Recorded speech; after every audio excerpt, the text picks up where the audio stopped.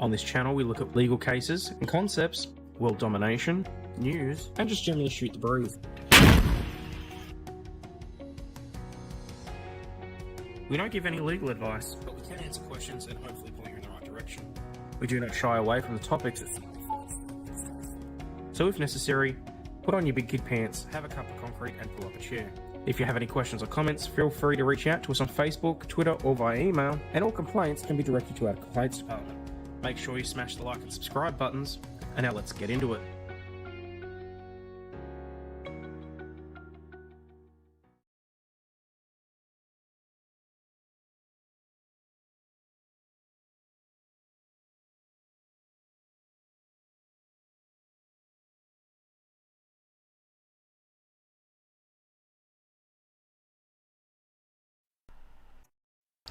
I absolutely wish that I'd actually been trolling then.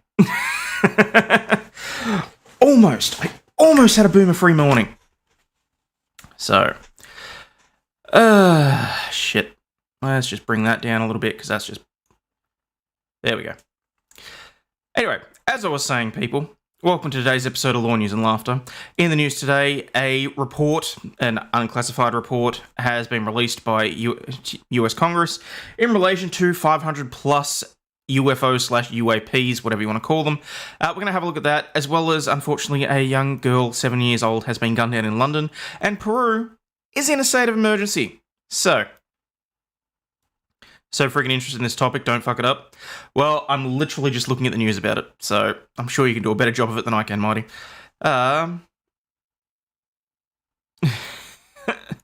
For how long you been doing this? I refuse to believe you didn't know you were muted. You're just one hell of a dedicated troll at this point. Good on you, mate. I wish. Nope. I think I've pretty much sorted everything else, except for the fact that OBS just took exclusive use of my headphones, and for some reason that screwed around with voice mod, which is back, by the way, because I have realised that I no longer need to use voice meter. So, thank you, Rabbit, for putting the links out there. Good morning to you. Good day. G-Brain, what do you want tonight? I call invasion aliens actually thinking about the human species. Okay. Oh, you can envision aliens. Okay. Isabel, hello. Excoma, good to see you. Very good thumbnail. Lovely. Thank you. Just Cause. Esprit Fleck. Soy Mafia. Ooh, no snowflakes. Deadman666, Angela, hello, Liz Gatehouse, hello. Reason there will always be a Navy and Air Force bases or areas? There's a reason they're always near. Yeah, okay, fair enough. Sounds like a remix. Oh, so you're enjoying the music, excellent. I'm glad that adding that has been helpful. UFO means acronym for not sure. Yeah, basically. It doesn't, it's not so... The word UFO does not strictly mean alien. For all it could be an unidentified weather phenomenon. It could be a weird looking cloud or something. So convince UFO technology is just secret military programs. I think in the past it probably has been, Jonathan, but until they actually declassify shit, we never know. Waxing Miracle, g'day to you too. Plenty of UFOs in the art that is pre any flying machine. True. Zents, Levy, hello. Tina Reynolds, hello. Daniel's Man Bun, good to see you. Puff Daddy, hello. Linda is here but lurking, fair enough. Got a notification, fantastic. Very happy to hear that.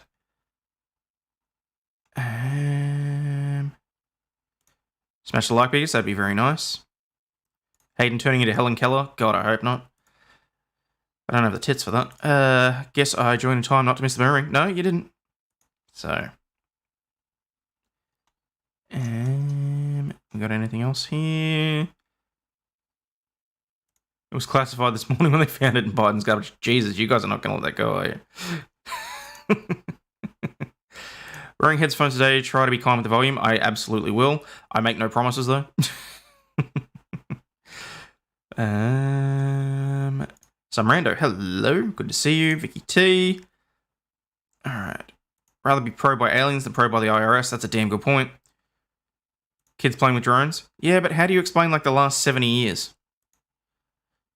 Brian tweeted what a law-abiding citizen Biden is. Oh, God. Thumbs up's directly connected to Hayden's reward receptors. Hit it, you'll see him smile. Oh, we have a message here. There was a huge UFO scare some years back, but turned out to be Google wireless balloons. That wouldn't surprise me. That would not surprise me in the slightest.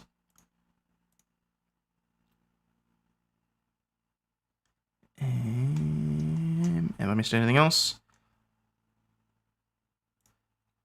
You're on YouTube's recommended to watch as we speak. Ooh, I wonder if that has anything to do with me calling out YouTube yesterday. For anyone that missed it, I had a bit of a go at them on Twitter. Basically about the whole slicing off my viewership, which, by the way, they've done again. I've lost another 8 subs, so I'm back below 8,500 again. Her pros messed up. How about never being probed at all? Zents, I don't judge. Okay? Some people enjoy being probed. That's why we have Kinky Corner, because we don't shame people. You know, except for certain... Beta! Oh, come on.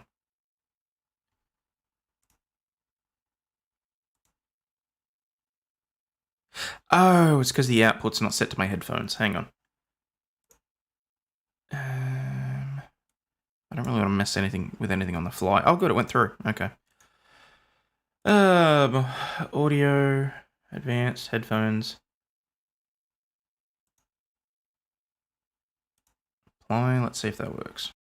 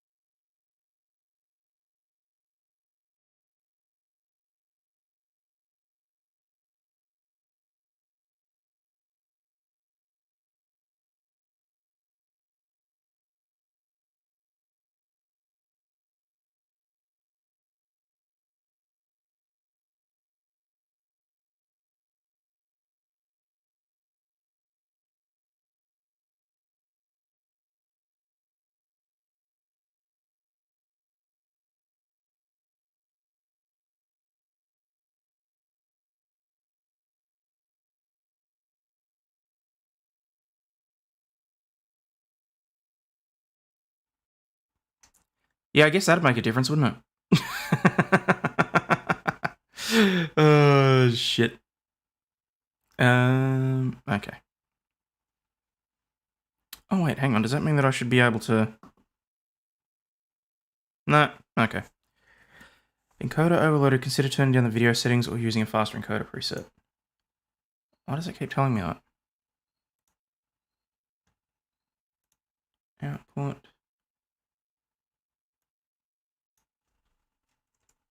I don't know if I drop that down to... Alright, let's try that. Like that, maybe see if that helps it. Encoder overloaded, considering turning down video presets. Okay. Frame skip due to rendering lag, 15%. Shit. And here I am wondering why YouTube keeps taking my subs. This must be riveting content, people. Advanced encoder settings. Nope, don't really care about that. Alright, let's try for that. Want me to 3D print an unmuting stick? No, I'm all good, thanks. That's fine. Not 100% sure exactly what happened there. It shouldn't have. But tis what it is, and that's all that it is. Let's move on, shall we? Hopefully. Okay. So, US government releases report on UFO sightings. I have no idea if I'm going to be able to hear this or not. Had to start driving, but want to say hi, lovely people in chat, and you. Hello, Caitlin. How you doing?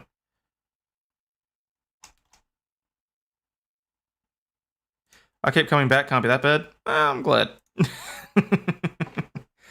Okay. God, this had better catch this audio.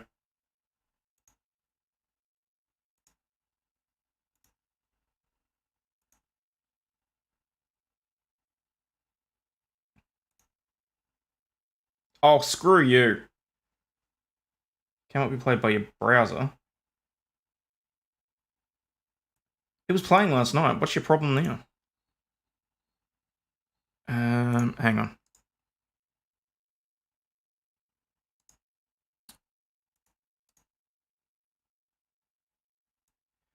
I got that there. Video can't be played. Oh, it was something about the cookies, wasn't it? Last time that happened. All those people that promote friggin' Brave and all that sort of shit, it really fucks with you when you're trying to do streaming stuff. What do I want? I want system.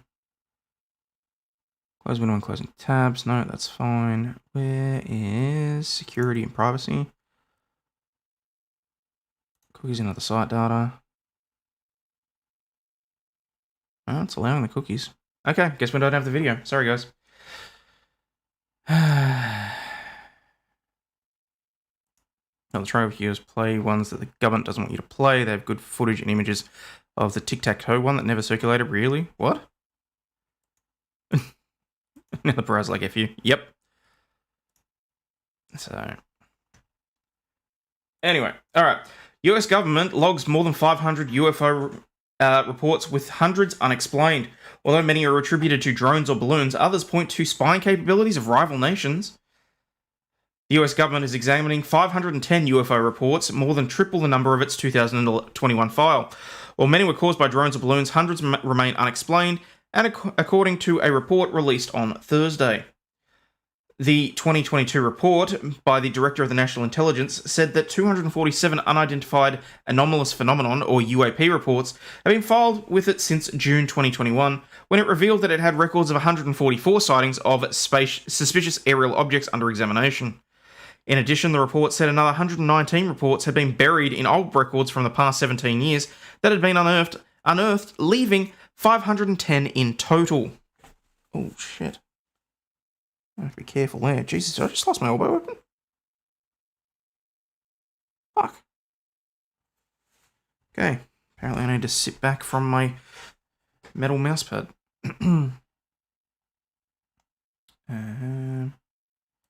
Is Aussie blurry? Is it it's probably that I'm actually blurry, unfortunately. I turned down the encoder settings to try and... but that hasn't made a difference. What the fuck? Alright, I'm turning it back up.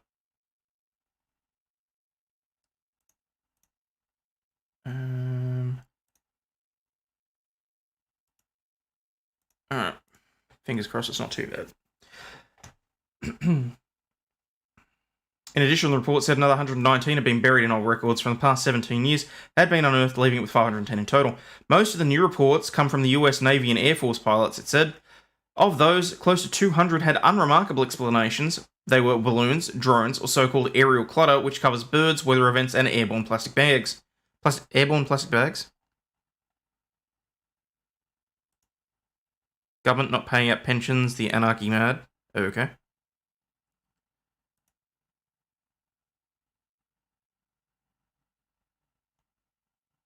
Oh, good. So it wasn't blurry. Okay. Invisible planes are now a thing, and yes, it's real. Well, okay.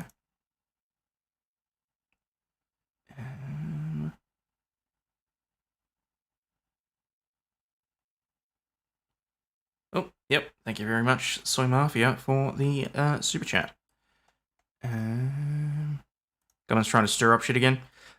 Maybe an attempt to deflect from certain things. So, have quality images. Just clarify probability. There is a high probability that these UFOs were built by angry Germans from inner Earth than from being built on other planets. Aliens are less believable than gods. Really, Tenchi? That aliens are less believable than gods? Look, agree to disagree. I think that it would be extraordinarily arrogant of us to assume that with the expanse that is the universe, that we are the only creatures. We may be the only intelligent creatures, but yeah, no. There's no way we are alone in the universe. I never said that. Where is the nearest habitable planet? How far away is it? I don't know. Millions of light years. I'm just saying that aliens themselves are more believable. For all we know, maybe the aliens are gods. Who cares? Who knows? Who cares, frankly? I just get on with my daily life. Ben light weird way are only visible with heat signature or when they go in front of a light source. Cool. Well, so it's cool until it's dropping something on me. Ever heard of the Drake equation? Aliens 100% exist. No way we are alone. No, exactly.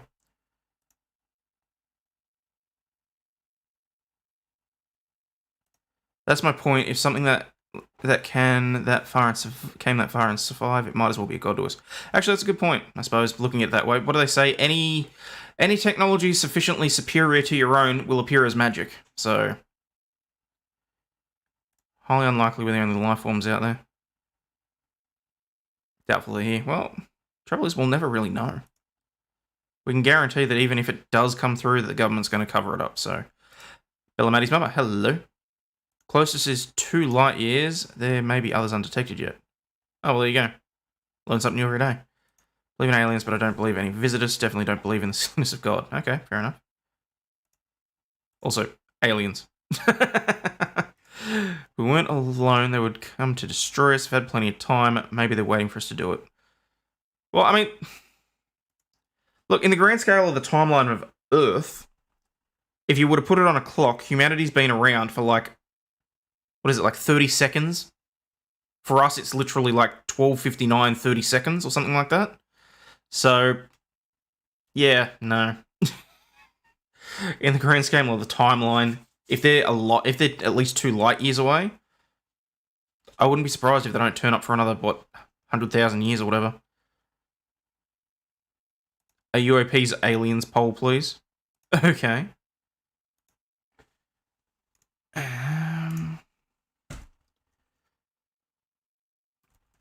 Have there ever been UAP/UFOs?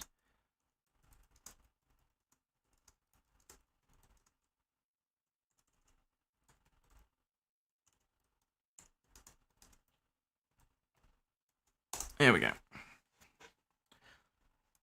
Blink of an eye on the 24-hour scale. Oh, damn. Did I get that wrong? Oh, well. Alright. But others have not been explained according to the DNI document, an unclassified version of the report delivered to Congress. Those are the focus of the examinations by the Pentagon, US intelligence agencies, and NASA over concerns that concerns not that they are alien spacecraft, but unknown spying capabilities of rival countries. The UAP continue to represent a hazard to flight safety and pose a possible adversary collection threat, the report said, referring to intelligence gathering. Some of these uncharacterized UAP appear to have demonstrated unusual flight characteristics or performance capabilities and require further analysis.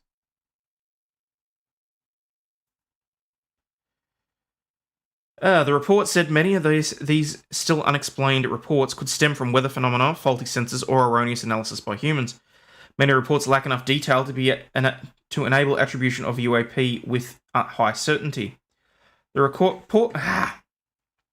came after 3 years of pressure from Congress for the military and intelligence community to take seriously what were formerly called UFOs, or unidentified flying objects. The US military is worried some of the UAPs spotted by military pilots in the past may represent technologies of strategic rivals unknown to US scientists. Do we really think that Russia and China are going to have, capabilities that scientists in the US aren't going to be able to analyze.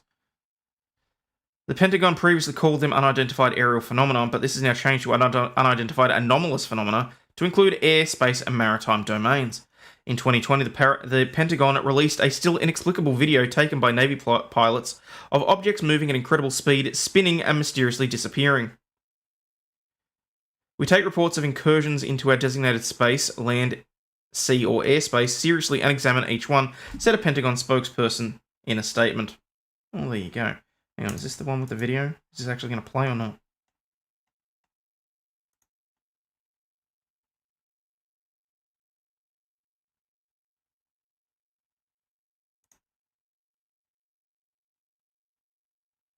Audio render error. Interesting. Interesting. I wonder if that's...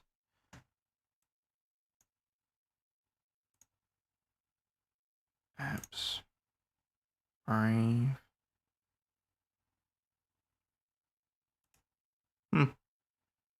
Strange. Shouldn't be any sort of audio render error on that. I haven't got anything open that would cause an audio render error.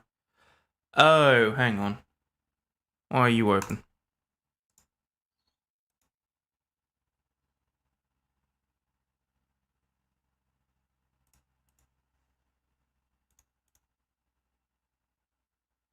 Let's try that. There we go.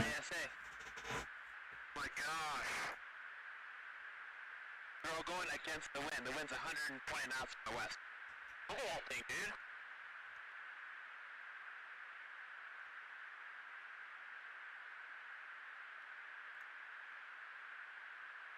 That's not our LNS though, is it? It's not. That is the LNS, dude. Well, if there's like... Look at that thing. It's rotating.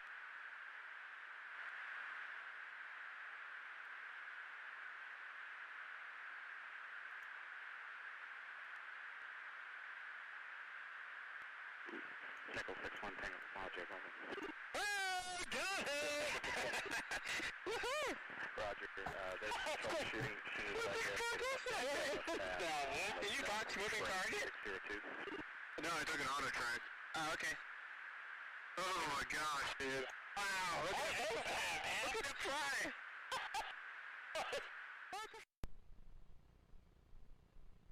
Hoping that the audio isn't too bad.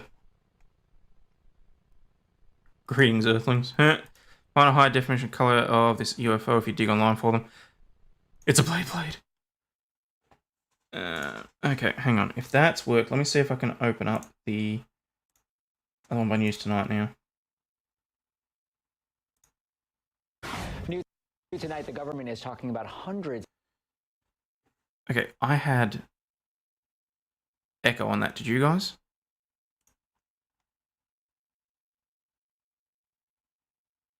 Has anyone ever broken their wrist before? No, thank God for that.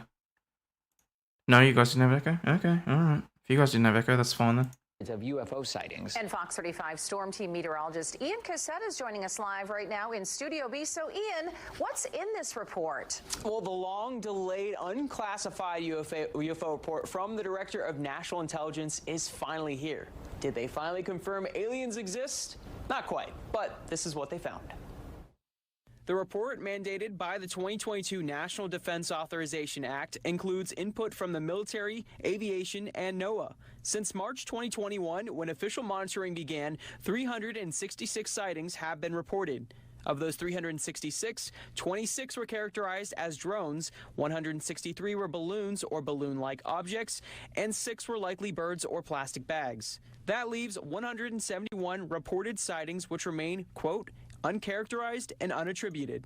The report did not confirm or deny evidence of something extraterrestrial, but points to the growing concerns for the safety of pilots and possibly intelligence gathering by other countries. Captain Shem Malmquist, a visiting professor of aeronautics at Florida Institute of Technology, has decades of flying under his belt. Though he has never seen an unidentified aerial phenomena himself, he understands what many people are seeing. Most likely optical illusions. I would say in a lot of cases, just the visibility at altitude makes things look a lot closer than they are and can make some very interesting effects. This report shows the U.S. government is taking these sightings seriously and continues to focus on the safety of airspace. In the studio, Ian Cassette, Fox 35 News. Okay, so the report itself does make for bland reading. It is 12 pages long, at least the unclassified one anyway. So, executive summary. Unidentified aerial phenomena UAP reporting is increasing and enabling a greater awareness of the airspace and increased opportunity to resolve UAP events. In addition... hang on, I'll make that nice and big. There we go. Close that, doesn't matter. In addition to the 144 UAP reports covered during the last 17 years of UAP reporting, including in the Office of the Director of National Intelligence, the ODNI, preliminary assessment, there have been 247 new reports and another 119 that were either since discovered or reported after the preliminary assessment time period. That totals 510 UAP/UFOs reports as of 30 August 2022. Additional information is provided in the classified version of this report. AARO and ODNI assess that the observed increase in the UAP reporting is partially due to a better understanding of the possible threats that UAP may represent, either as safety of flight hazards or as potential adversary collection platforms, and partially due to the reduced stigma surrounding UAP reporting. This increased reporting allows more opportunities to apply rigorous analysis and resolve events.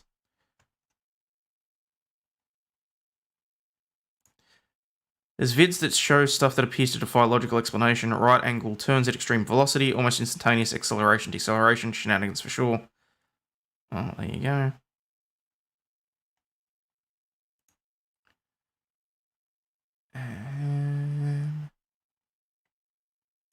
Go surreal. It moves this one cupboard open door every morning in my house. I'm terrified of that cupboard door. Why be terrified of the cupboard door? And have you checked whether or not the hinge is loose? Videos from 2017, caught by multiple cameras in an aircraft carrier as well as the aircraft carrier. Okay. Ben Ball says the Mick West channel has many UFO explanations.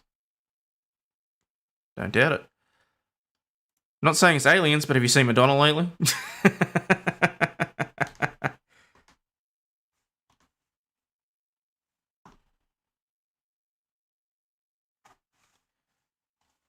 Strange. Damn, I knew I forgot something. The establishment of the Department of Defense All-Domain Anomaly Resolution Office, the AARO, should facilitate more coordinated UAP efforts, resulting in greater attribution of UAP. While limited data on the UAP continues to be a challenge, the establishment of the AARO, with its broad scope of authorities and responsibilities and its replacement of the Unidentified Aerial Phenomena Task Force, will allow for an increased coordination of efforts against the UAP problem set. The AARO's authorities ensure the UAP detection and identification efforts will span across the Department of Defense and relevant interagency partners, as well as the intelligence community, with the support and coordination of the National Intelligence Manager for Aviation. The NIM Aviation's and AARO's coordination efforts will improve the US government's awareness of objects in the airspace and resolution of UAP events.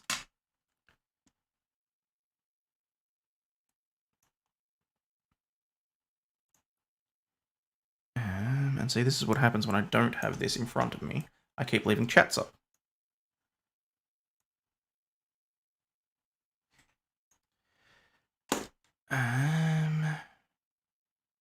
Why are the pictures so bad? They're always terrible, though. That's the thing.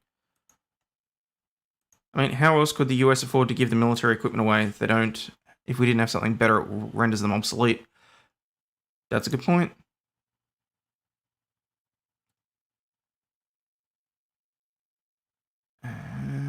The earliest known depiction of a UFO in art or text is a petroglyph, a rock carving found in the mountains in southern Algeria, which dates back to around 4000 to 5000 BCE. Well, shit. Exclaimer, did you ask ChatGPT about that? No, you're not going to live that down now.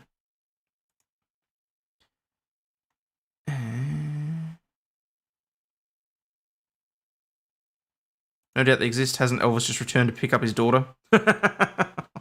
That's terrible and too soon, Greedy. UAP events continue to occur in restricted or sensitive airspace, highlighting possible concerns for safety of flight or adversary collection activity. We continue to assess that this may result from a collection bias due to the number of active aircraft and sensors, combined with focused attention and guidance to report anomalies. The AARO, in conjunction with the NIM Aviation and the intelligence community, will continue to investigate any evidence of possible foreign government involvement in UAP events. I love that they're calling them events now, because it's UAP event sounds so much better than UFO sighting. Scope and assumption. So basically, what's happened is apparently after some sort of argument in Congress, what are they called? The Office of the National Intelligence is having to file these reports with Congress yearly now, at least between now and 2026. So they're either going to try and hold things off and not have to report anything important for the next 4 years, or they may actually know some shit. We don't really know, unfortunately. UFOs is way catchier. You're not wrong there. That's the stuff, and then that's the scope. Responding to required elements. I'm not going to read through all of this because it's like I said, it's pretty dry reading. A lot of it's about establishment of the department, reporting methodologies, and what was this? Since establishment in July, formulated and started to leverage a robust analytical process against identifying UAP reporting. Once completed, the ARRO's final analytical findings will be available in their quarterly reports to policymakers. Its additional analysis and characterization of the 366 newly identified reports, informed by multi-agency process, judged more than half to be exhibiting unremarkable characteristics. 26 were characterized as unmanned aircraft systems, UAS or UAS-like entities, 163 characterized as balloons or balloon-like entities, and 6 were attributed to clutter. Always some truth behind conspiracies. Well, most things will have a grain of truth to them, so. Doubt many people outside the highest up, most cleared generals and corporations/military know about it. Well, I'd be very interested to hear from the CEO at Michigan Space Technology to see whether or not he's had any briefings or anything that he can't tell us about, which, ironically makes it so that it's pretty bad for the US military to admit that there is shit that they don't know what it is, even if not alien, if it's foreign military crafts. That's a damn good point too. This report at this time has to be a distraction, right? Well, no, because this was set up 2-3 years ago that they had to file these reports. The reports have to be filed with Congress by October each year, and I'm pretty sure that this was hang on, when was that established? It should be here. Information cutoff was March 2021, and they were compiling the reports that had to be submitted by October the following year. So, no, the timeline would suggest that maybe releasing the report is a convenient timing, but, it was always going to be in the back pocket. Flight safety and health concerns, summary and way ahead. UAP continue to represent a hazard to flight safety and pose a possible adversary collection threat. It's been established as the DoD focal point. Coordinated efforts between the DoD and the intelligence community and other government agencies to collect and report the UAP events have resulted in increased data sets spanning multiple security domains. Because, of course, the more eyes you have on the sky, the more there's going to be something there to look at. So,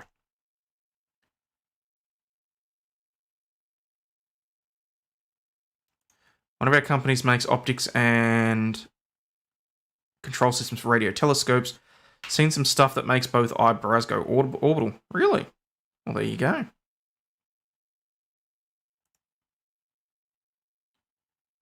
Probably don't even use normal people to test them as probably AI, so I don't have to tell anyone about their existence.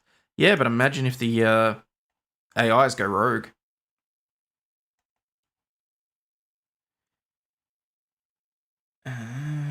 Annual report, financial year. That's just detailing everything that needs to be included in the report. I'm not going to bother going through that. What I'll do is I'll throw this in.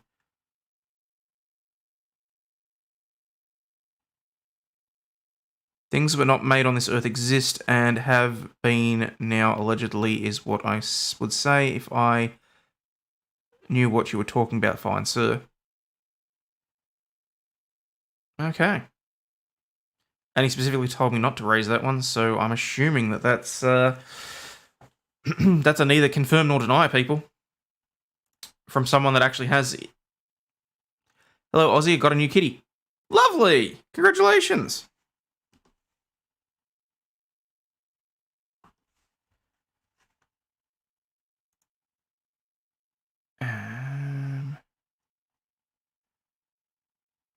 Establishment of the office and the duties. What I'll do is I'll put a copy of the link in chat so that you guys can actually have a look at this if you want. Like I said, it's pretty damn dry reading, and there's not a great deal there aside from like some statistics, but it's there if you want it.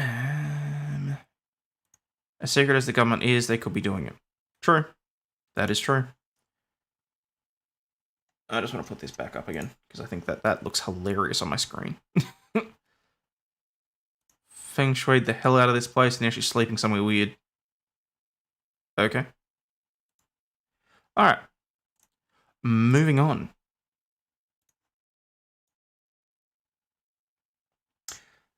A brief cultural history of UFOs, from secret Soviet weapons to alien visitors. This is an older article, it's from 2021, but it seemed appropriate. On June 25, 2021, the US government released a 9-page preliminary report on UFOs, or it is now calling them Unidentified Aerial Phenomenon, or UAPs. The report is the latest notable event that has been a renaissance of UFOs, for UFOs in recent years. Greg Egrigan is a historian of science at Penn State and has published research and is writing a book on the history of UFOs in the USA. He spoke to the host of Conversation Weekly podcast the day before the new report came out to better understand the cultural history of UFOs in the US. That's 43 minutes. I'm not listening to the whole damn thing. The ideas of aliens and that other worlds might have been inhabited actually goes back to ancient times. The question was a matter of real debate amongst philosophers, scientists, and theologians in the Western world by around the 18th century, and was widely accepted that alien civilizations existed. That's that. I think that's that stuff from... Hang on, wrong one.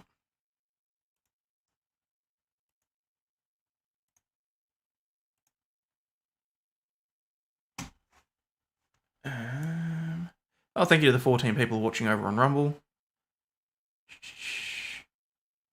think most are secret military aircraft. Some might be interdimensional beings. Throwing hands up in the air emoji. USA chasing other USA UFOs. Breaking my wrist is equal to breaking up with my girlfriend. Shit. Something changed in the 19th century when you first started to see these reports of people seeing what they say were flying ships overhead. The things people described back then sound a lot like the things that we're familiar with. They literally saw ships and vessels that would normally float in the sea at night. Some people would see steam-powered ships. But it's really not until the summer of 1947 that people began regularly speaking of seeing flying objects that some attributed to extraterrestrials. Oh, glad to have you back, Glitterfart. Saw something heading to the Black Hills when I was younger. Every vehicle on the interstate, as far as I could see, was pulled over and people got out of the car staring at the sky. Huh. Yes, but not of this world could constitute of like a past world or civilization too. That is true. So when the Tic Tac video was released, 2021. What was that, the Tic Tac video or not? I can't tell the difference between them. Seen things, man. They had my colonoscopy up on a video. I've seen things. Ugh. I don't know what they are. Of course not. Why the hell would they even admit to knowing what they are? There was stuff in there that no one could explain. Perception's a tricky thing, though. How do you know that you're not hallucinating when you're hallucinating? That's a very good point, too. People also saw fairies. People are morons.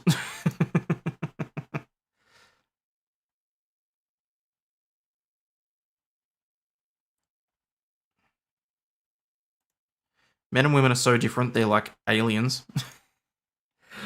Okay, so what happened in 1947? A pilot by the name of Kenneth Arnold was flying his small plane near Mount Rainier when in Washington State. As he was flying around, he saw some sort of glimmer or shine that caught his eye and was concerned that maybe he was going to have a collision with another aircraft. When he looked, he saw what he described as 9 very oddly shaped vessels flying in formation. After Arnold landed, he reported his sightings to the authorities at the nearby airport and eventually talked to some reporters. When a reporter asked Arnold to describe how these things moved, he said they flew like a saucer would if you were skipping it over water. Some very clever, enterprising journalists came up with the headline Flying Saucers, and from that point forward, they were flying saucers, even though Arnold never uttered the phrase himself.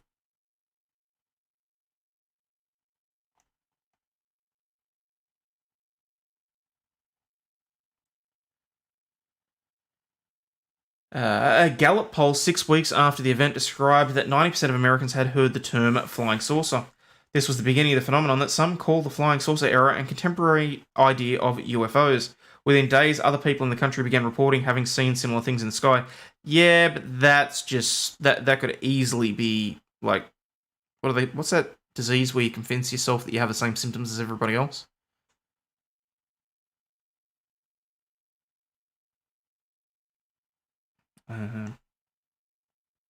Within weeks, the US Air Force decided to look into the reports. Arnold's story also treated a lot of press interest, and soon the international media was covering the story. It was a worldwide phenomenon within months.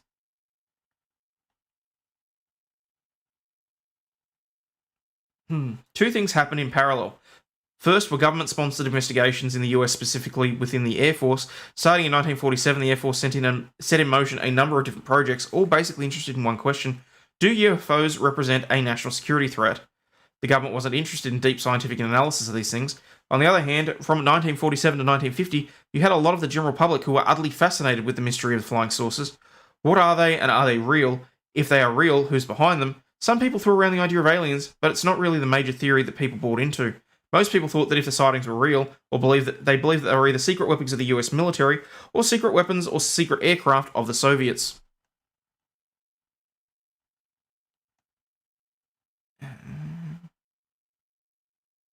Hypochondriac? Close enough. No, there is legitimately an actual disease, John D, where if you are around someone, like you can have what was it? I know that it's accurate, but the thing that comes to mind is there's an episode of House where he's on a plane and people start, like, their brain tricks them into exhibiting the same symptoms as some guy that's really sick. And that really fucks things up for them because they can't tell what the actual symptoms are, because what the guy has turns out not to be contagious. But because everyone on the plane had seen it happen, their body started mimicking the symptoms. The rash, the vomiting, fainting, all that sort of stuff.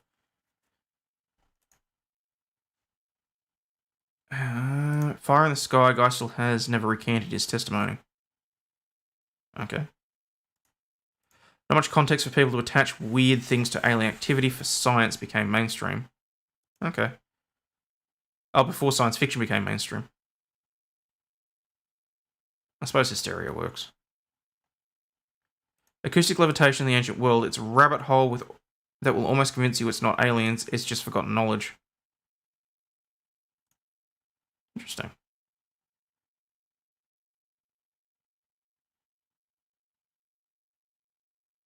Mesh head psychosis? Yeah, I suppose that works.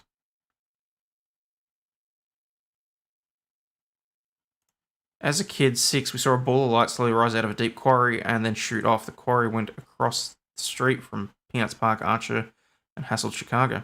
Okay.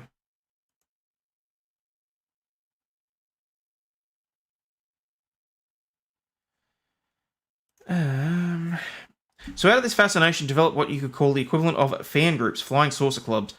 Those became the seeds of growth in the 1950s and 1960s for UFO organisations, first at the local, then at the national, and then the international level. So how did the government programs fit into the UFO ecosystem? A lot of what the Air Force did was behind closed doors and supposed to be clandestine. The government has released files over many years, or files. BBC Magazine? Meh. That showed that a considerable number of UFO sightings were people seeing secret aeroplanes like the U-2. It's no surprise that the Air Force would try to keep strict control on what's revealed to the public, and that strict control is one of the many things that fed conspiracy theorists over the years. The idea among UFO believers that the government isn't shooting straight at us, somehow we've got these people to disclose all the information they know. What? Somehow we've got to get these people to disclose all the information they know. Okay. What is a modern American perspective on UFOs? Well, I think enough of you in chat are yelling at me what your perspectives are. Your Mulder, X-Files. Oh, fair enough. Munchausen syndrome. Thank you. Okay, could well be. Saw me in lights when I was a kid, if that counts.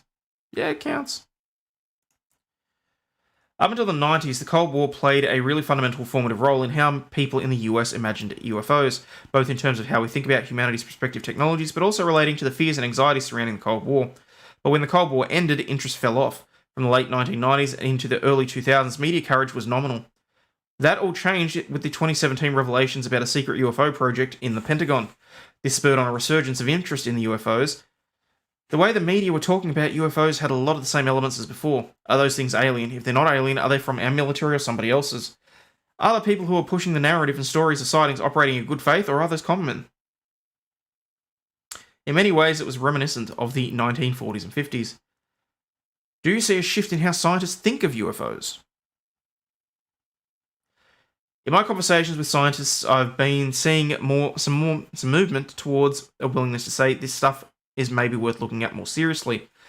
The important change since the 90s, specifically for astrophysicists and astronomers, has been the discovery of so many planets around other stars that could possibly support life. I'm excited by the possibility of deeper study, both as a phenomenon that needs to be investigated by physical scientists, but also as a social and cultural phenomenon. Mystery breeds speculation, and the UFO phenomenon is not a puzzle that can be easily solved. The mystery part gives people an opportunity to ask big questions about not just humanity's place in the universe, but about the limits of technology and knowledge. I think that's why people keep returning to the question of UFOs.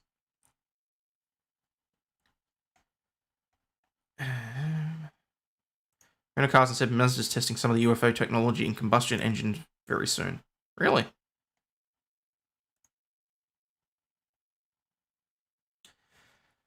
Well, I mean, there you have it, guys. So supposedly these reports are going to be out every year, roughly around. I mean, we can sort of expect them in January, I assume, but what you to watch is a nightmare. Oh shit! Wow, thank you to the 85 of you watching and the 22 over on Rumble. Very much appreciate that. All right. This was on PBS America. Okay, is this? Hang on. The U.S. intelligence community on Friday released a long-awaited report on what it knows about UFOs, or unidentified flying objects. Some of the more than 100 instances it studied could be explained by atmospheric occurrences, foreign adversary actions, or other phenomena. But most of the incidents defied explanation.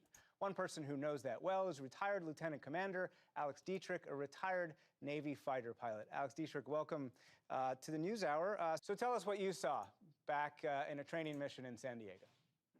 So in November of 2004, off the coast of Southern California, we were preparing for our deployment, running training exercises, and when we launched, anticipating going to a particular airspace and running these training exercises, we were interrupted for a real-world intercept. We were vectored to try to get a visual tally on something that another ship in our carrier strike group was picking up on their radar.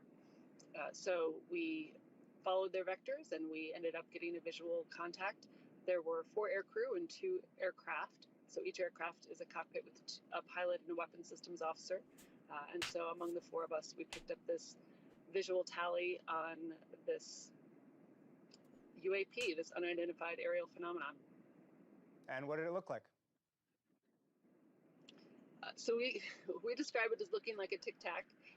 It looks like the little breath mint in larger scale, but white, oblong, no apparent flight control surfaces, no apparent visible means of propulsion, and it was maneuvering in a way that we didn't recognize, that we couldn't classify, we couldn't identify. And what do you think it is, looking back? Oh, I'm not qualified to make that analysis.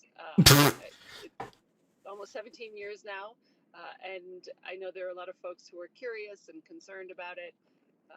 but I gave my debrief, gave what I could in terms of the information and data from that day, and I'll leave it up to the expert analysts to do their job and make that determination.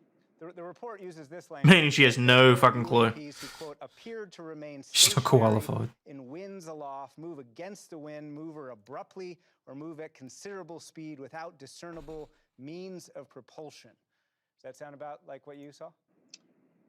So I can't speak to what the winds were on that particular day. I don't know that we noted them, but it certainly did maneuvered in a way that we couldn't explain, and we couldn't anticipate its next move. So normally when you're looking at another aircraft, we do a lot of BFM or aerial combat maneuvering, where we are looking at turn circles or turn radius and anticipating the next move of our adversary, or if we're scrimmaging with each other. And in this particular case, it just broke the mold and kind of blew our minds in terms of the way it was maneuvering. The report talks about how maybe the number of people reporting these incidents is actually low because there was a stigma attached to reporting. Did you ever experience that? Was there a stigma when you reported, and or did people respond to you strangely when you talked about it? Sure. So I don't consider myself to be a whistleblower, and I don't, the media has been calling me and asking me to do these interviews, and as a military officer, I feel that I have a duty and an obligation to respond to those citizens who are curious and concerned about this issue. But if there is something that comes of this, I hope that it's a reduction in stigma, and that folks who do encounter something, whether it's in our airspace or in our waters, near a military exercise or just off of our coast, that folks will be encouraged to report and to report up through the official channels, to actually do a thorough observation and capture it if they can on film or on video, and again to relay that up so that those who are qualified and authorized to do that analysis can put the pieces together and maybe solve the puzzle. Alex Dietrich, thanks for taking the time during your... Anyone else notice that she had to take that particular call in her car?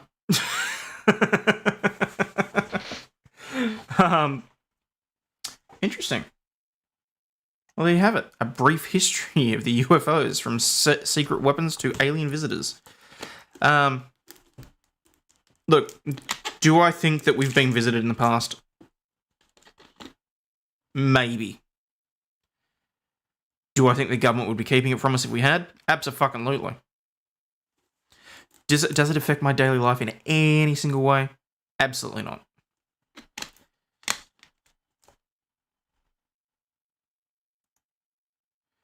As a former service person, this is what she's allowed to say. She didn't even do this interview without permission. No, of course not.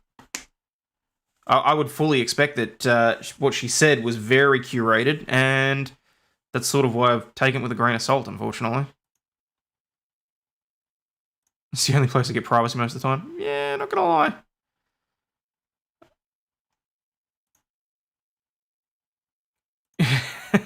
It's Hayden in his garage.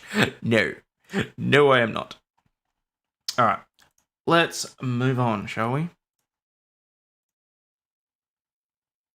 Calls for Medicare reform as GP fees exceed rebate for the first time in history. There you go, people. Socialist healthcare is breaking down. As out-of-pocket costs for patients go through the roof, pressure is mounting on Prime Minister Anthony Albanese to address a Medicare system in crisis. There are all these health issues that we're dealing with, the Prime Minister said on Saturday. Latest data shows that bulk billing rates reached a low of 83% last year. However, experts say the true figures are likely even worse. We do think that those numbers are around 80%, 83% are picking and choosing from bigger figures. Choosing from the figures, said Dr. Daniel McMullen from the Australian Medical Association. We do hear from patients that it's more difficult than that. When patients can find a bulk billing GP, they're paying $41 on average for a standard 20-minute consultation. That's a fee that's overtaken the $39.26 Medicare rebate for the first time in history.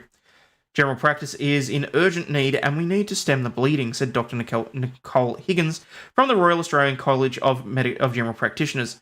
The GP says what's needed is an urgent increase in the rebate.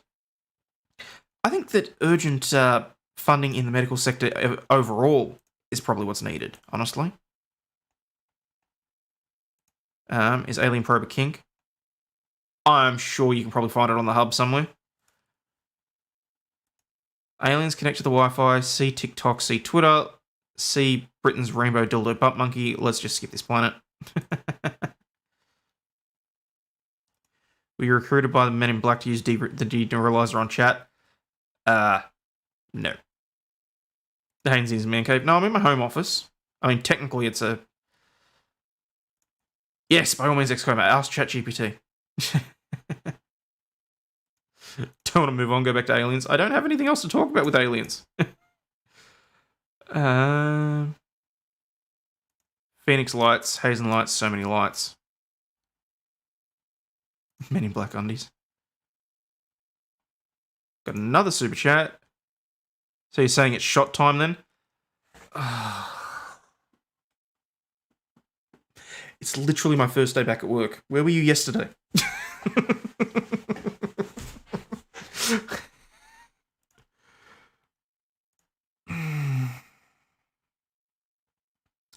Ex-Homer, yes, ask Marty. He was laying next to Cartman in the South Park episode.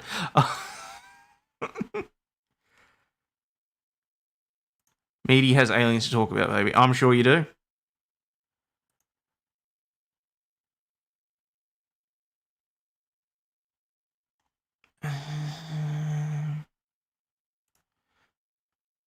It's true. It's like Mr. Ballin's story with his higher up in the army that allowed him to retell the story.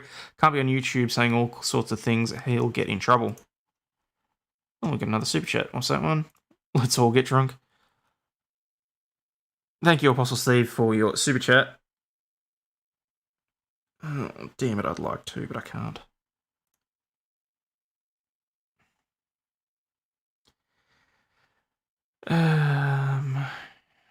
You know how people see themselves as he or she will? I see myself as alien. Well, there you go. No, the concept of an alien probe is not a kink. It's a topic of scientific speculation, a debate, whereas a kink refers to unconventional sexual interests. The two concepts are not related. Is that what GPT said? Because that just sounds like GPT's never met a crazy chick. Okay, where was I? The money the patient gets back from the government when they see a GP hasn't kept up with the cost of providing that service. Meanwhile, those in the industry warn that the cost of doing nothing will add more pressure onto hospitals. What will happen is people will get sicker, chronic diseases won't be detected. Grattan Institute's Peter Bredden told 9 News. The Prime Minister says that 50 new urgent care clinics for patients with non-life-threatening injuries will help ease the burden of our health system. The first of these is set to open in July, but clinic locations are yet to be locked in. It's left Anthony Albanese facing questions over whether his timeline is on track. We're getting it done, there is no hold-up, he said. ChatGPT is coping. Jesus is from Mexico. Come on, you think Aussie Overlaw'd some kind of cheap drunk or something. I'm not an alcoholic. Makes perfect sense. Twilight Zone.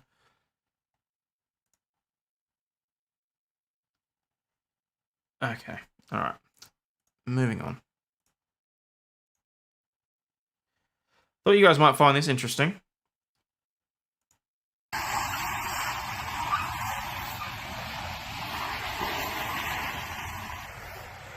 That guy in the front car is literally towing another car out of the way.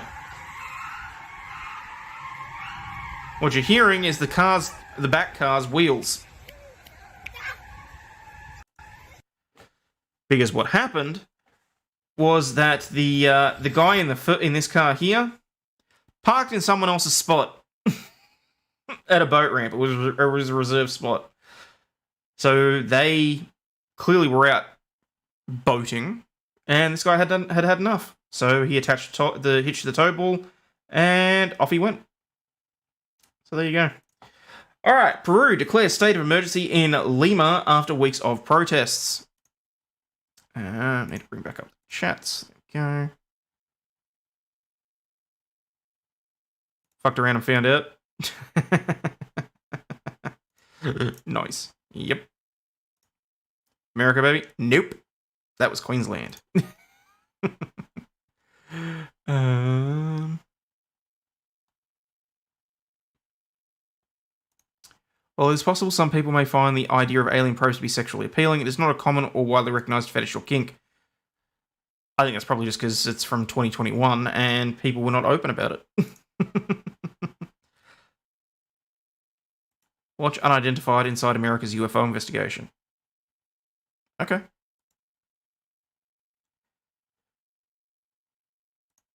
Copies on mean service.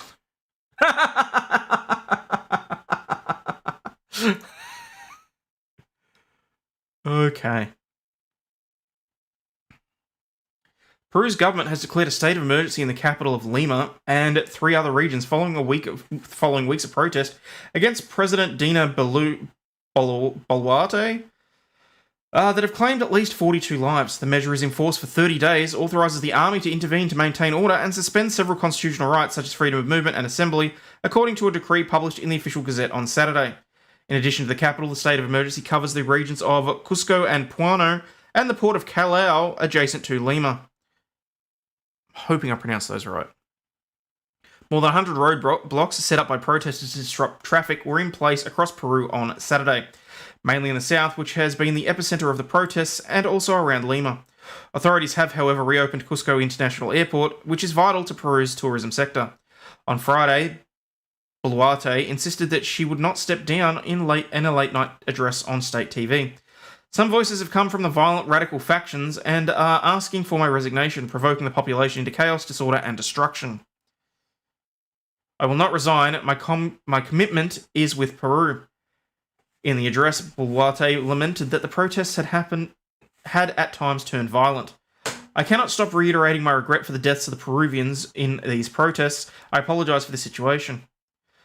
But she rejected the possibility of calling a constitutional assembly as demanded by protesters, pointing to the difficulties Peru's neighbours Chile had in drafting and approving a new constitution. That cannot happen overnight, she said.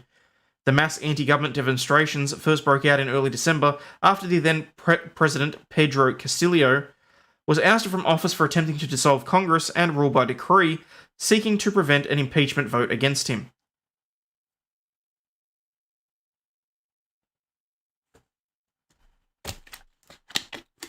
He was literally trying to turn himself into a dictator, and people are protesting because they want to support him.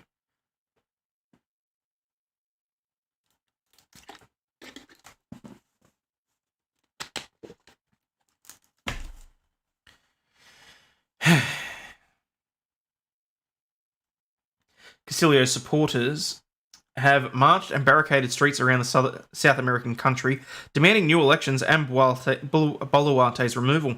Boluarte, who is from the same left-wing party as Castillo, has insisted she will not step down.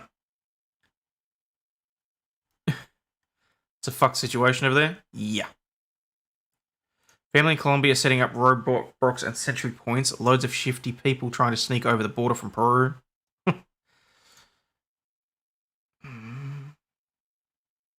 They cheer for the rule, apparently. If he's from the same political party, that's what I don't understand. Like, if the rule, if her governance isn't going to be that much different, is it purely because she's a woman, or why is every country south of the US a corrupt shithole? I mean, the US is a corrupt shithole too, but at least the US has protected rights as speech and guns. Well, Florida water is manufactured in the US and in Peru. Okay. Never learned if the military was in support or not.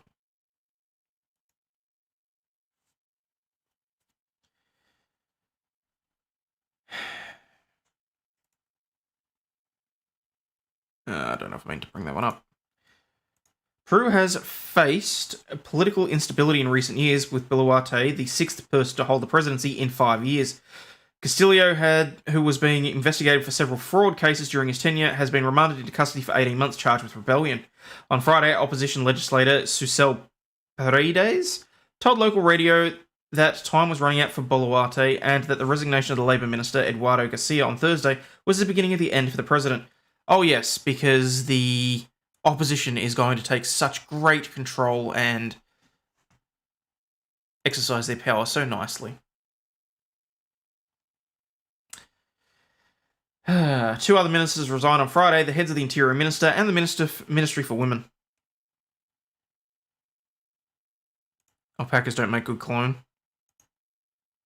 Okay. I'll trust you on that.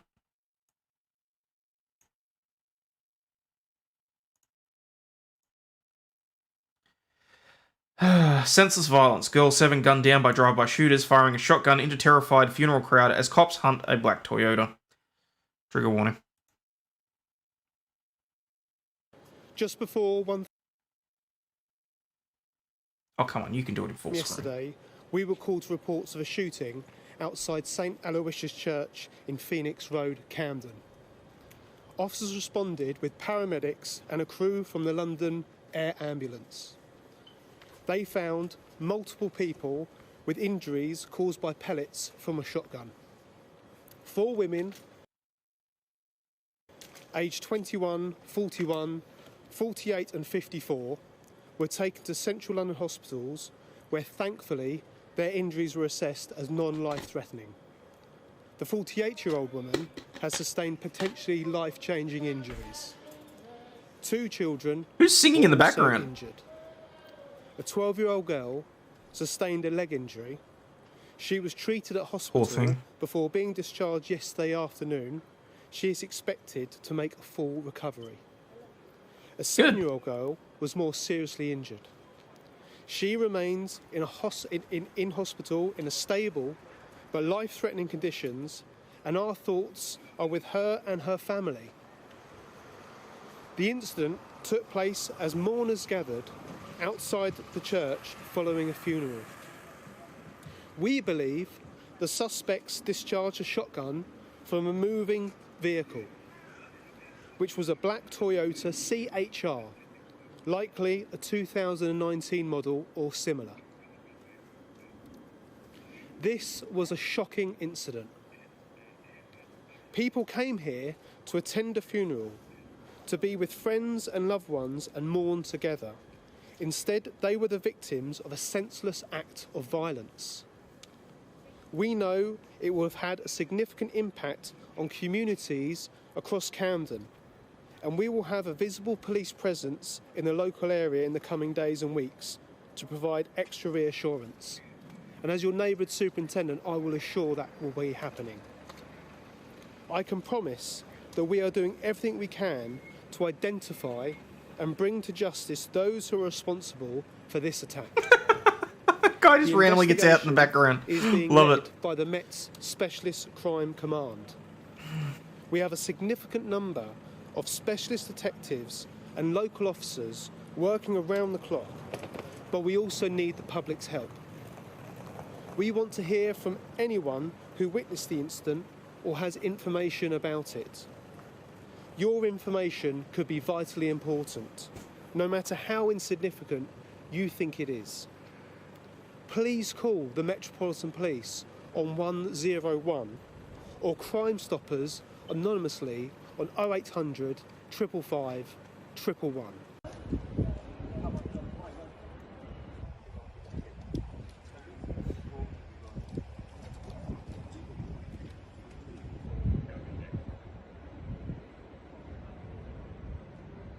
How much more of this is there? Another 30 seconds of this.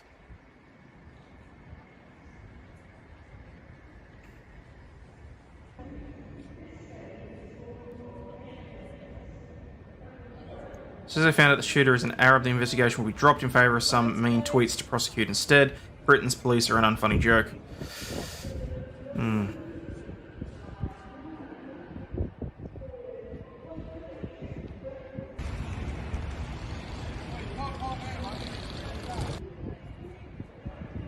You can't park there, mate. Alright, that. Just before Girl 7 gunned down by drive-by shooters by firing shotgun into terrified crowd. Shooters gunned down a girl with a shotgun which they fired at mourners outside a funeral. The 7-year-old is now in a stable but life-threatening condition following the drive-by attack. We're seeing these live images here together at Chandler Boulevard. Okay, I literally paused that.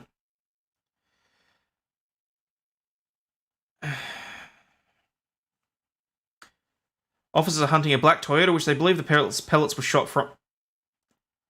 Officers are hunting a black Toyota, which they believe the gun was used. Oh, fuck. Even I can't write that better. What? Officers are after a black Toyota that the drive-by took place from. Another girl aged 12 suffered a leg injury but has been discharged from hospital and is expected to make a full recovery. A woman 48 suffered life-changing injuries. The women aged 21, 41 and 58 were also hurt in the attack. Met Police Superintendent Jack Rowland said that they were victims of a senseless act of violence. Now, a manhunt is underway to catch the attacker. It is thought that the gunman wanted to target a man attending the funeral service with the victims as part of a revenge attack. The victims were blasted when the gunman opened fire from the car going past the memorial near Euston Station, central London, yesterday. A man is said to have jumped out of a car and started firing as white doves, a symbol of peace, were released at the service. A witness said the suspect was then chased by armed police into the nearby station. One woman at the funeral last night told the Mail on Sunday, people are saying the intended target of the shooting was a man who attended the service. There's speculation that it was some sort of revenge attack. Reverend Jeremy Trude, who conducted the funeral service, told The Sun on Sunday, there must have been around 350 mourners, and as they were leaving, there was an enormous bang outside, and they all started rushing back inside screaming. There was one lady lying on the ground who appeared to be badly injured. One mourner said, it was a lovely service. When it finished, we were outside to see the flying of the doves. A black car came and started shooting bullets. It was chaotic. Another witness who took refuge in the court said it was horror. It's in the church, not the court.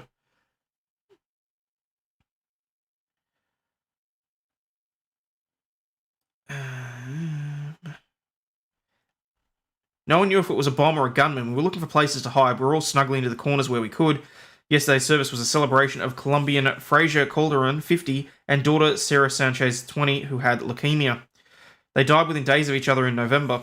Frazier suffered a pulmonary embolism, which caused her to fatally collapse in front of Sarah when getting off a flight at Heathrow.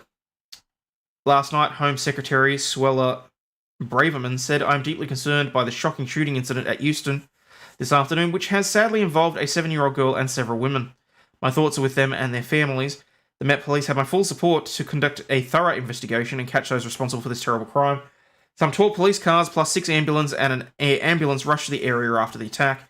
The Met confirmed all 6 victims were shot. Injuries to the women were not life-threatening. Police said the 48-year-old were potentially life-changing. The 12-year-old was taken to hospital with a minor leg injury and was later discharged. Superintendent Ed Wells said, any shooting incident is unacceptable for multiple people and 2 children to be injured in a shooting in the middle of a Saturday afternoon is shocking. Our thoughts are with the victims, in particular with the 7-year-old girl who has life-threatening conditions, and with her family.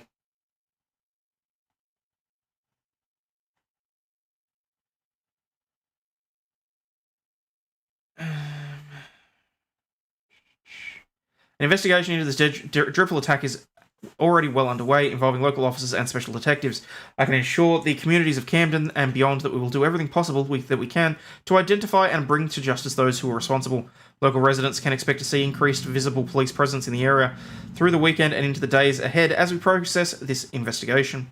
I would urge anyone with information to come forward, either to the police or anonymously to Crime Stoppers. A hunt is underway for the culprits who were in a blacked-out car. The Met said initial inquiry suggests the shots were fired from a moving vehicle. Former Met cop Ali Hassan Ali, 40, claimed that a balaclava-wearing youth ran off and was chased by police. Yesterday's funeral was a celebration of the lives. Hang on, they're redoing that. No arrests have been made yet as of yesterday's attack, which happened in Labour leader Sir Keir Starmer's constituency. Why the fuck why are they bringing up a article's very repetitive? ChatGPT like indeed. Yeah. London used to be one of the safest global cities, but under Sadiq Khan, our capital has become like Dodge City. Alright, where were we? In London, it's an incident. In Chicago, it's a day ending in the Y. I like Camden, took shrooms there once. Okay. Yes, it's either glows or they'll get buried when they find out the guy's ethnicity. Met Police are a bunch of woke wankers. Did you see the schmuck in the tree in the clip? There was a schmuck in a tree? No, I didn't see that. Don't think the Brits will ever live down the footage of like 20 cops being chased around by one guy with a knife. Okay.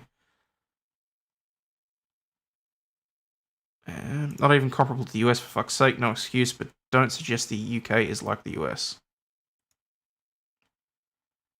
Watching Steph? No, that's fine.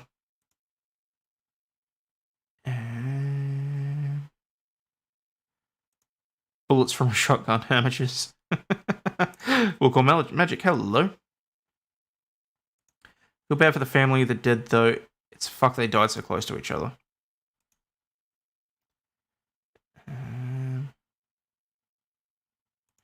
Oh, she can shut the fuck up. Have you seen the response to a Holocaust survivor? I don't even want to know.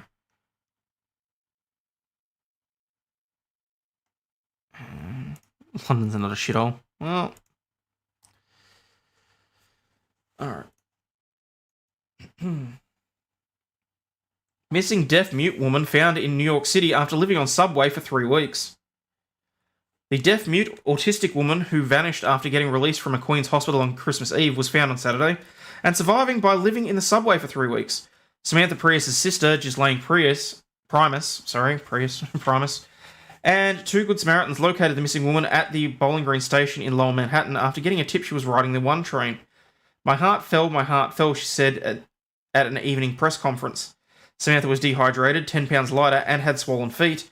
She was wearing slippers and a pair of socks in this cold, and she survived jumping from train to train, looking and hoping that she was going to get home, and we found her. Samantha is now being treated at Methodist Hospital in Park Slope, her family said, as they weigh their legal options against Queen's Hospital Centre, which they claim prematurely discharged the 46-year-old on a freezing cold night. Samantha left her sister, Joanna Peck's Elmont house, where she was staying for the holidays on early December 23 in an effort to find her way back to her mother's house in Brooklyn. That evening, a bystander in Queens found Samantha lying on the ground in 18-degree weather, in apparent need of help. EMS took her to Queen's Hospital Centre, but the staff let the deaf and non-verbal woman walk back out at 2 a.m. when temperatures hit a frigid 7 degrees, with nothing but a list of homeless shelters.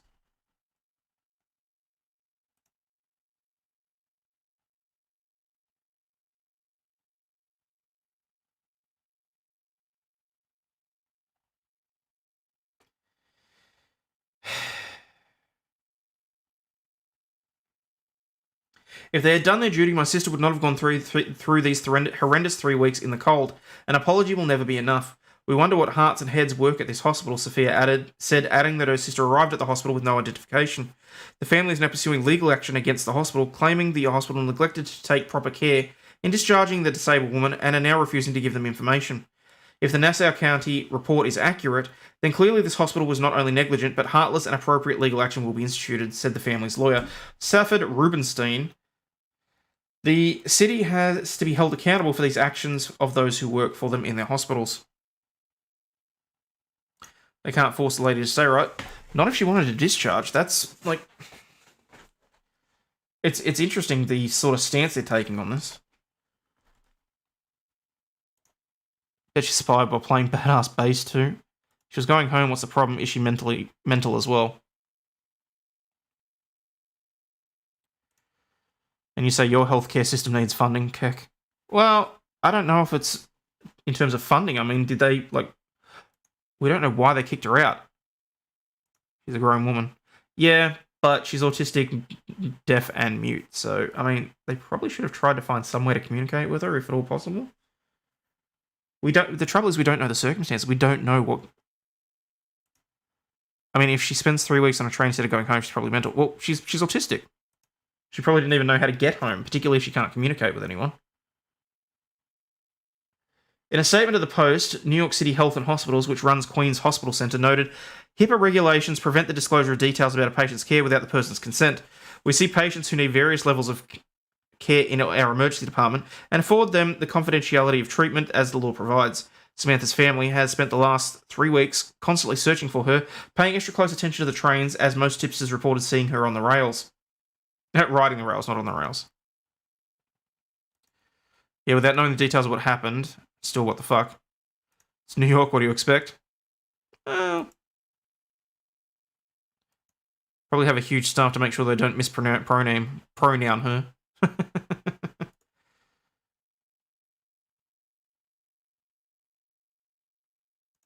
Like he doesn't have the capacity and is severely disabled. Probably.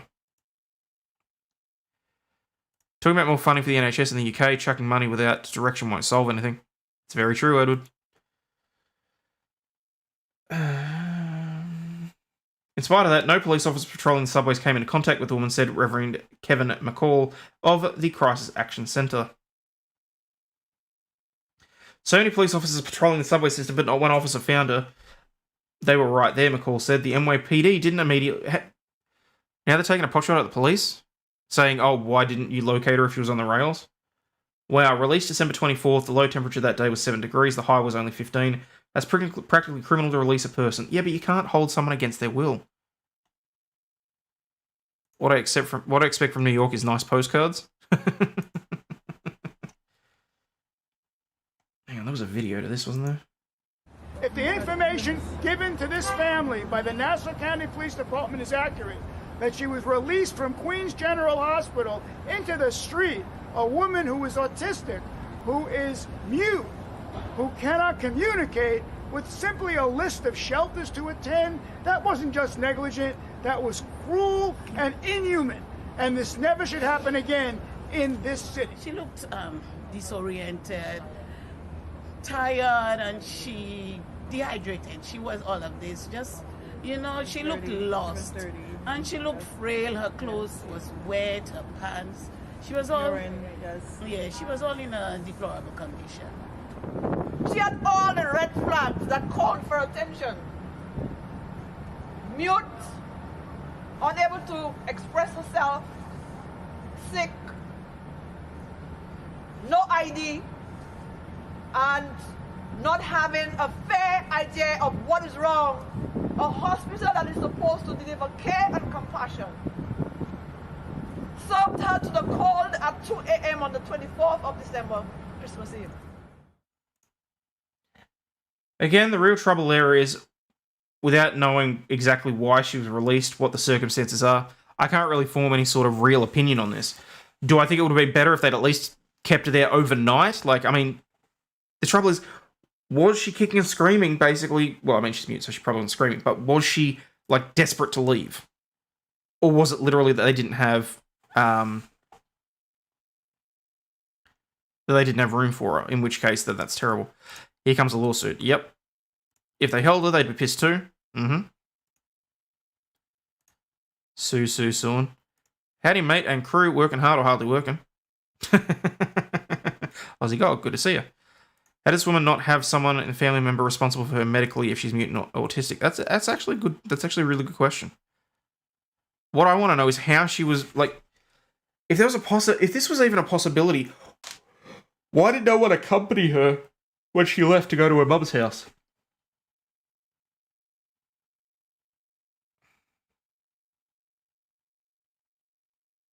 Like, it makes no sense to me whatsoever. But, anyway. Also, autism is on the spectrum. Some of those severely disabled than others intellectually. Yep. Would have said AMA if she left on her own. True. Just wish more YouTubers would sue Susan. Well, I'm pretty sure that'd pretty well be the end of the channel, if I'm perfectly honest. How'd she get to the hospital in the first place? She was traveling from, I think it said her sister's place to her mother's house.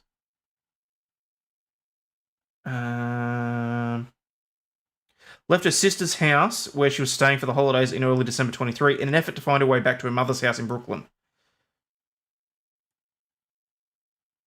Like, so something's happened there at the sister's house and she's left on her own. So, that I find interesting. So I'd say there's probably a little bit of guilt there, if I'm perfectly honest, from Joanna's perspective. Because if she really is as, like, vulnerable as they're making her out to be, she should never have been able to leave that home on her own. She should never have been left unattended. Like, for me, this is kind of having your cake and eating it too. Hospital is fucked. They could get an order to have it committed for a few days. Bobby can smell horse shit. Well, get away from the horse's ass. My mum's always responsible. What about dad's? Autistic, not use it for good. Okay. Sounds like the family really cares now that there's someone else to sue. That's kind of what it's coming across about. I'm not going to lie. The person was so incapable of helping themselves, did they not leave contact information with anybody? There's that too. It's on their family for letting it go regardless of whoever. Sounds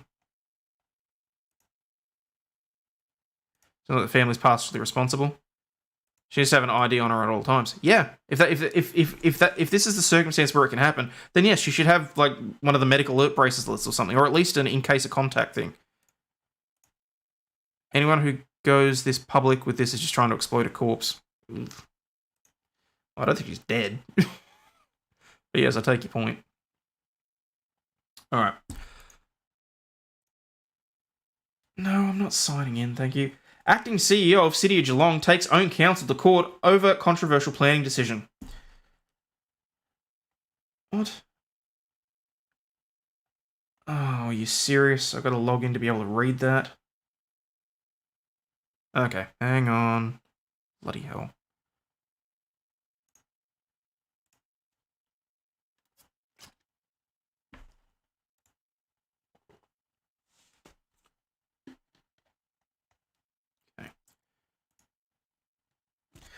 The acting chief executive of the City of Greater Geelong is taking his own counsel to court after it rejected his plans for a contentious property development that has infuriated nearby residents. Guy Wilson Brown is seeking to implement a 2-lot subdivision on land he owns in the Geelong suburb of St Albans Park and has taken the development application to the Victorian Civil and Administrative Tribunal. The tribunal is scheduled to hear the case in June. Council officers recommended the permit be approved, but councillors unanimously refused the proposal in October last year because of concerns about a perceived conflict of interest. Wilson Brown was Director of City Services at the time, a position that he held since 2017. He resigned from the council in December, but is currently serving as acting chief executive before he begins a new role in February. Wilson Brown insisted an internal review be had concluded the planning process was fair, and he had appointed an external project manager to ensure he remained at arm's length at all times.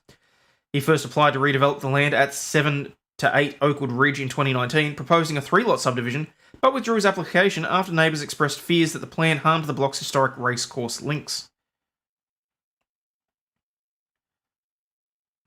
The property once formed part of a stud that bred 9 Melbourne Cup winners and was where champion racehorse Far Lap was hidden after an attempted shooting on Derby Day in 1930. A tree at the rear of the property, colloquially known as the Far Lap tree, is thought to be the burial site of several racehorses, including Brizets, who won the Melbourne Cup, Oaks, and Derby races. Heritage Victoria granted the property an inventory listing last year to protect its historical archaeology, preventing Wilson from conducting earthworks without an approval. Wilson Brown's amended application submitted in 2022 sought to avoid the need for the works near the tree in response to the community backlash. However, the plan received 45 objections and was opposed with an online petition that attracted about 1,100 signatures. Wilson Brown was subject of a 2018 probity complaint that was investigated by the council's internal ombudsman. He told The Age the review came after he sent emails in 2018 from his work email address to council officers inquiring about the St Albans Park property planning zone and services when he purchased it. The ombudsman report has been kept secret by the council despite requests for its release. Wilson Brown, who said that he had always acted with integrity, insisted the internal review concluded that the planning process had been fair and proper. The CEO advised me that the internal review was satisfied with the probity of the process.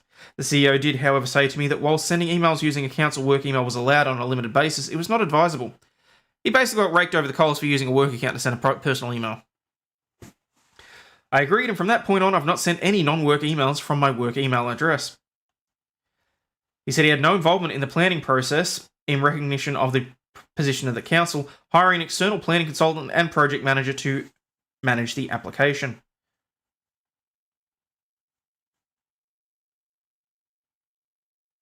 Okay, so he's looking to halve it off so that he can sell off at least one of those blocks. I'm simply hoping to build a single-story, 3-bedroom family home at the front of the property some 70 metres away from the significant tree and the heritage area. The tree will be protected. The City of Greater Geelong refused to answer a series of questions about the matter, including whether Wilson Brown had a conflict of interest or whether there could be a perceived conflict. It's going to be interesting seeing this one at VCAT, honestly. I would say that if he has actually engaged independent third parties to do all of the planning stuff, and he's not actually working in the planning department, I don't see there being a conflict of interest. All he had to do was abstain from the vote by the councillors. The City of Greater Geelong refused to answer questions. Yeah, a spokesperson said it would not comment on the decision to appoint Wilson Brown acting chief executive amid a VCAT challenge, and only confirming he was in the role between January 9 and January 18. The City of Greater Geelong does not comment on personal matters, the spokesperson said. In the October council meeting, Councillor Stephanie Asher acknowledged its officers had found the proposal satisfied the planning scheme. For me, the historic process issues aren't ideal, and I'm particularly uncomfortable with perceptions about transparency or lack of transparency.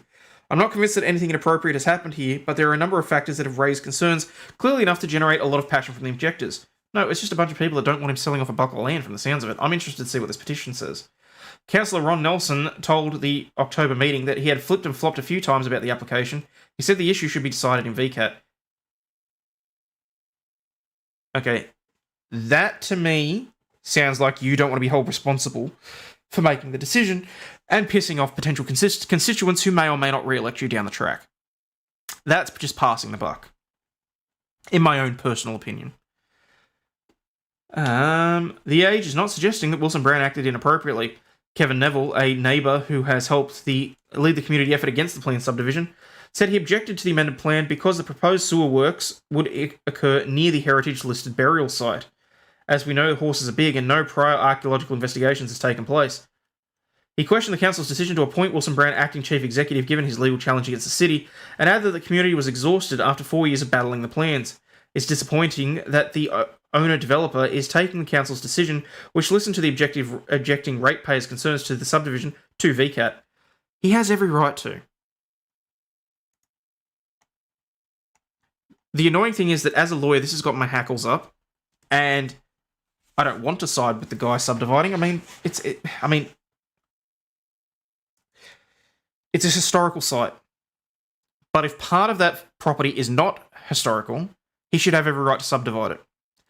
I don't approve of people interfering with someone else's private property.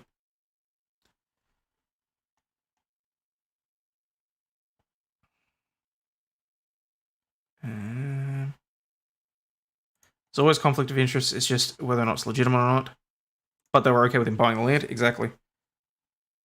St. Albans, Australia? Yeah, St. Albans in Geelong. So, Victoria's second largest city. Oh, is this tree law? What was that? Objection, does the tree have grounds? Well, I'm curious as to how and why it received heritage status, who made the application, if it was listed last year. So, hang on, where was that image again? See, that's the tree there. Supposedly where a bunch of horses have been buried. And they want to sever this area off up here. I'm sorry, but if they're able to do like a scanning or something on the ground and prove and show that there are no remains of animals, there should be no reason why this doesn't get shaved off and why he can't do so.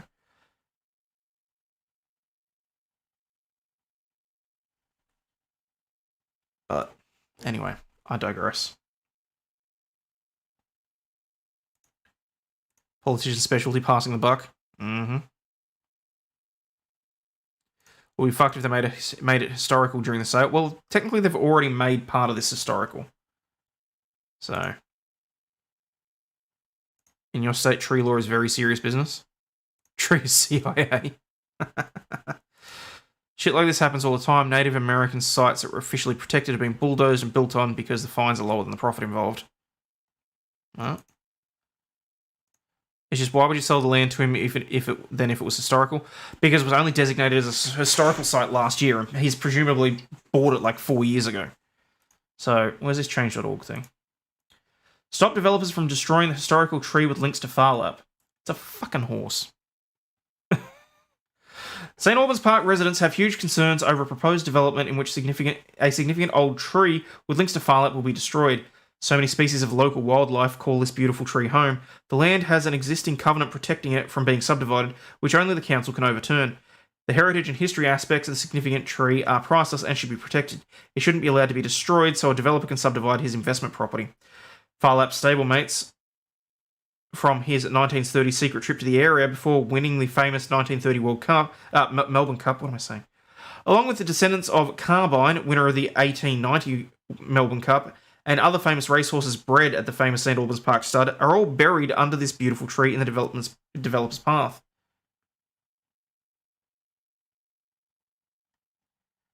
There's only one tree left, of which a handful of famous racehorse remains are interred. High-ranking meetings are occurring, but we need your help. Please on. Okay, I want to see. That's the planning alert.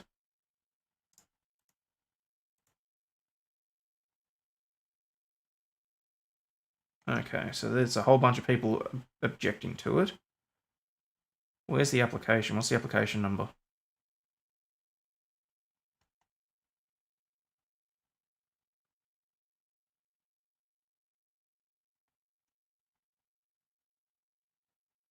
Too late. Period for commenting on this application finished 9 months ago. It lasted for 18 days. Well, no shit.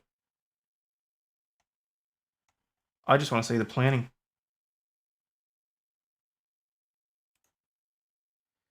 There it is.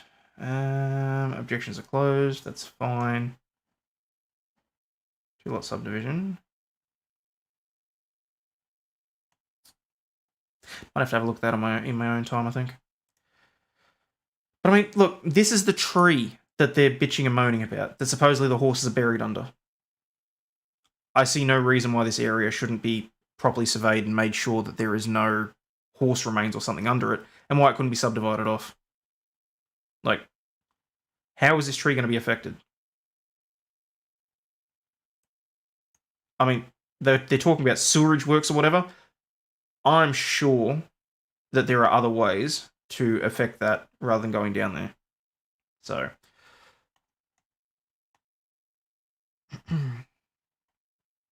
Barbara doesn't see an issue. If you bought the damn property, you should be able to do what you want with it. If they want to protect the city, state, national organisation should buy it, in my opinion. Well, look, there's specifically... So here we're able to put covenants over things to protect historical or heritage-listed sites. The council themselves are allowed to overturn that by a vote. That's why they're saying conflict of interest, because he would have been on the panel that would have voted for it. But obviously, if he's abstained, then that shouldn't be an issue. Honestly, given that it was not historically listed when he bought the property, I wholeheartedly agree with you. I don't think that there should be any sort of an issue, and they should not be able to interfere with his private property.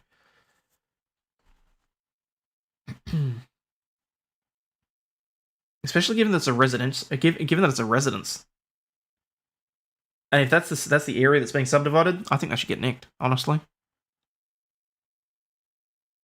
are most places in large cities on burial grounds of some sort? Not that I'm aware of. Good afternoon from West Virginia. Sorry I'm late. Was it a bridal expo? Hey, no worries. You the lucky lady or attending with someone? So they knew his plans and decided to change the status. Yeah, that's what they did.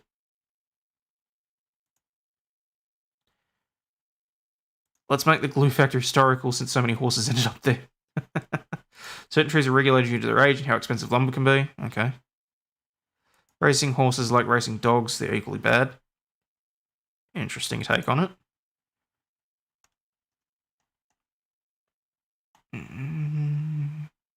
Get Greta involved, she loves trees. The complainant should be allowed to dig up and rebury it elsewhere at their cost. Yeah, that works. Anyway. Moving on before this gets too boring. Oh, wrong page. Prince Harry and Meghan Markle set for a sad, shunned future. Only his great-great-uncle Edward VIII can rival.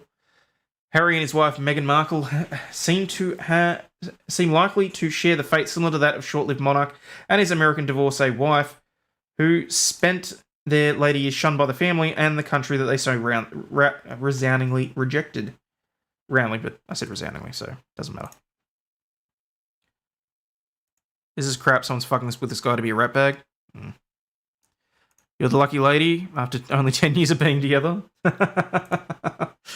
Well, congratulations, and I hope you had fun. Let's bring in BLM. Nothing is historically safe with them. Oh god, no, those idiots. Well, I gotta bring in the new views somehow, people. And thank you to the 96 of you watching. I very much appreciate that. And the 24 over on Rumble. If you wouldn't mind, I'm just going to take this moment to say if you wouldn't mind hitting the... smashing the like and subscribe buttons if you haven't already, and caressing that bell to make sure that you get all notifications. Over on Rumble, if you wouldn't mind just hitting that thumbs up, I'd be hugely appreciated as well. The British royal family has long since morphed into a pillar of state... Has long since morphed from a pillar of state into an international soap opera.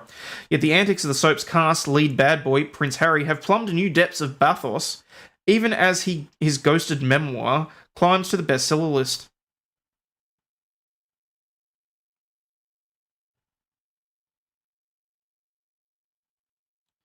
All I hear is Hayden screaming, "Ree!"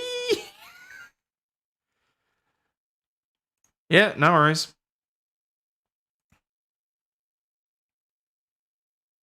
I hope you had your fun, because it's all boredom from here on out. Ouch! It's going to take me all of 30 seconds to read this, Jesus. Astonishing revelations. The book accompanying the TV interviews, ranging from the fight with his brother, his Taliban kill count in Afghanistan, and the frostbite that nipped the princely penis in the Arctic, have shown us a family more dysfunctional than that of Henry VIII. Also provided a prudent... you know what? Fuck it. If people were really that mad about this, I'm not going to bother. I thought it would be interesting because I was comparing him to Andrew, but...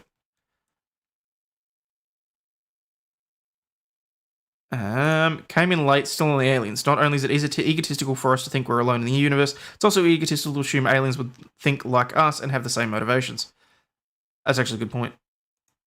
That is actually a very good point. Iran executes British Iranian accused of spying. UK Prime Minister condemns barbaric act. Iran has executed a British Iranian national who once served as its deputy defence minister, its judiciary says, defying calls from London for his release after he was handed the death sentence on charges of spying for Britain. Britain, which had declared the case against Alireza Akbari as politically motivated and called for his release, condemned the execution. Mr. Akbari, 61, was arrested in 2019. Prime Minister Rishi Sunak called it a callous and cowardly act carried out by a barbaric regime with no respect for the human rights of their own people. The Iranian judiciary's Mizan news agency reported the execution without saying that when it had taken place. Late on Friday, British Foreign Secretary James Cleverly had said Iran must not follow through with the sentence, a call echoed by Washington. The execution looks set to pile on more pressure on Iran's long-strained ties with the West, which have deteriorated further since talks to revive its 2015 nuclear deal hit a deadlock, and as Tehran unleashed a deadly crackdown on protesters last year. In an audio recording purportedly from Mr. Akbari and broadcast by BBC Persian on Wednesday, he said he had confessed to crimes he had not committed under extensive torture. Alireza Akbari, who was sentenced to death on charges of corruption on earth and extensive action against the country's internal and external security through espionage for the British government, was executed. Coincidentally, Iran just sent a load of nuclear material suitable for making dirty bombs to the UK. Huh. Sunak has deep ties to banks and corporations, not in a good way. Is there even a good way to have that?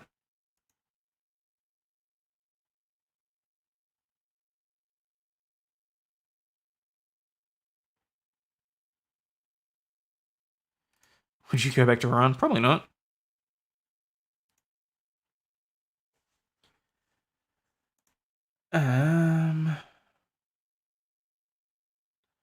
I'm appalled by the execution of British Iranian citizen Alireza Akbari in Iran. This was a callous and cowardly act carried out by a barbaric regime with no respect for human rights of their own people.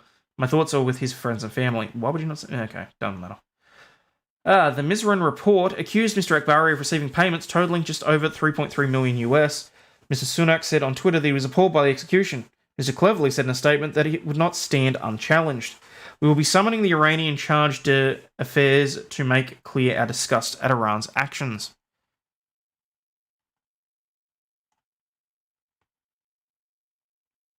See how far a strongly worded letter gets you with a region 1400 years behind.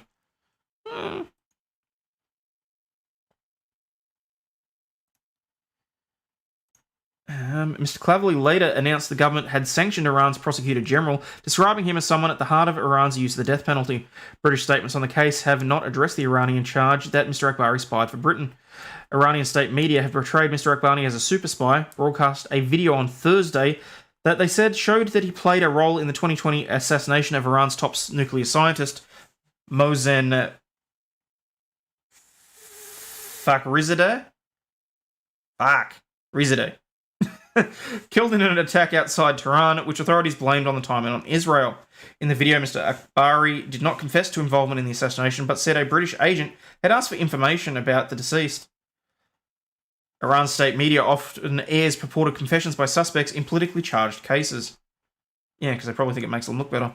Reuters could not establish the authenticity of the state media video or audio, or where or when they were recorded. Mr. Akbari was a close ally of Ali Shamkhani, the now Secretary of Iran's Supreme National Security Council, who was Defense Minister from 1997 through to 2005, when Mr. Akbari was his deputy as part of the administration of reformist President Mohammad Khatami. He fought during the Iran-Iraq War in the 1980s as a member of the Revolutionary Guards. It marks a rare case of the Islamic Republic executing a serving or former senior official. One of the last occasions in 1984 when Iranian Navy Commander Bahram Afzali was executed after being accused of spying for the Soviet Union.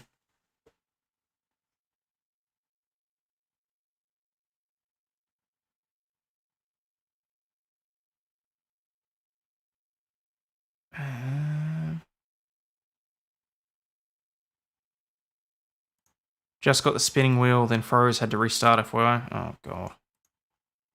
Here we go again.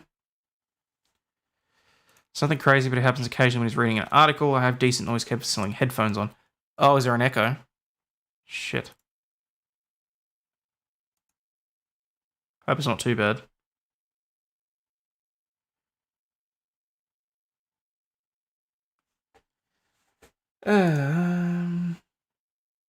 More than 3,500 hours of torture suffered. Reflecting Iranians' worsening ties with the West, London-Tehran relations have deteriorated in recent months as efforts have stalled to revive the nuclear pact to which Britain is a party. Britain's also been critical of the Islamic Republic's crackdown on anti-government protests, sparked by the death in custody of a young Iranian Kurdish woman in September. Iran has issued dozens of death sentences as part of the crackdown, executing at least 4 people. What was that? I'm assuming that was a typo. I'm assuming that was supposed to say, yeah, hasn't.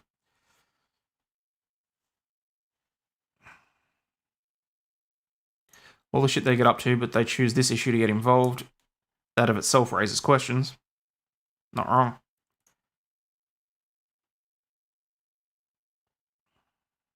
It's a buffering echo, doesn't happen often. Okay. Alrighty. We're getting closer to the 2-hour mark, so I'm just going to whip through and double check. Okay. Indiana University student repeatedly stabbed in the head by a woman for being Chinese. Doesn't she just look lovely? An unsuspecting Indiana University student was repeatedly stabbed in the head on a bus on Wednesday for being Chinese, police said. Billy Davis, 56, allegedly told the cops she targeted the student in Bloomington for no reason other than her race. The 18-year-old student would be one less person to blow up our country, Davis allegedly told police, according to court documents obtained by WRTV. Davis, who was seen smoking in a mugshot, was originally only charged with battery until hospital workers found several stab wounds on the victim's head. Police re-interviewed Davis Thursday, who then allegedly admitted to using a folding knife in the racially charged attack and charged her with attempted murder. It's unclear if she will also be charged with a hate crime. The attack was completely unprovoked, police said. The student, who police did not name but was identified as an Indiana University student, told officers she tried to exit the bus at 4:45 p.m. Wednesday, but was bludgeoned by a stranger she had not interacted with during the bus ride. Davis spontaneously struck the student and waited for the doors to open, police allege. As her victim stayed at the scene bleeding, Davis then walked off from the bus away from the scene, footage reviewed by police shows. A witness followed Davis in order to give her location to the cops. Davis has been held at Monroe County Jail on a $100,000 surety and a $1,000 cash bond, according to online court records. This week, Bloomington sadly reminded that anti-Asian hate is real and can have painful impacts on individuals and our community. University Vice President of Diversity, Equality and Multicultural Affairs, James Wimbush,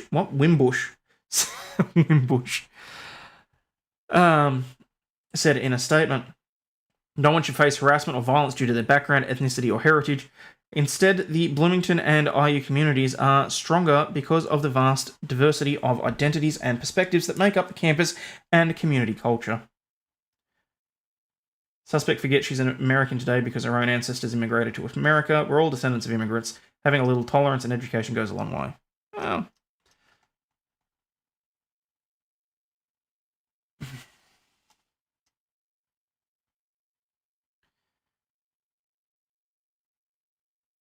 looks like the exploding woman from Total Recall. What a charmer. Is this a German Shepherd? I thought German Shepherds had to be African American. Or am I wrong on that? I don't know. I've never actually paid attention. Look at the crazy eyes. Yeah, she looks fucking nuts. Come see how many stabbings we have in the UK by the enrichment. You're really going on about this enrichment, aren't you, Griff? What the fuck is the enrichment? I haven't...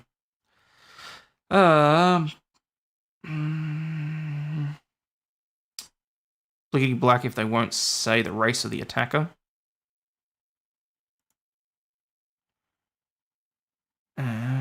Did we see a pic of the victim? No, they specifically haven't identified her. How the hell do you stab a head? There's a skull under there. A hell of a lot of force, let alone 75 times. Did I say 75 times?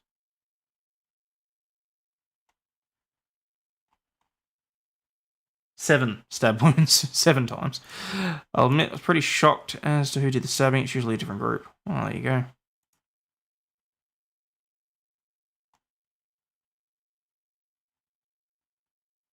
You have a problem with the phrase hate crime? Okay. No love for the Chinese, but unprovoked stabbing is just psycho behavior. Well,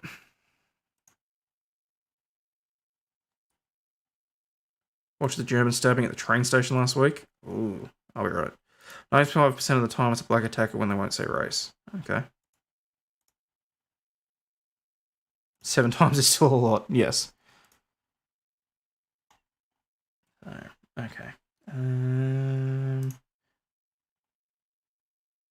thought they had the... Hang on, I opened this because they said they had the court documents.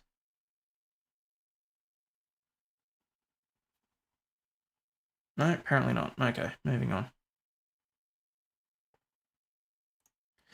New York City housing work sells weed while helping clients quit smoking tobacco.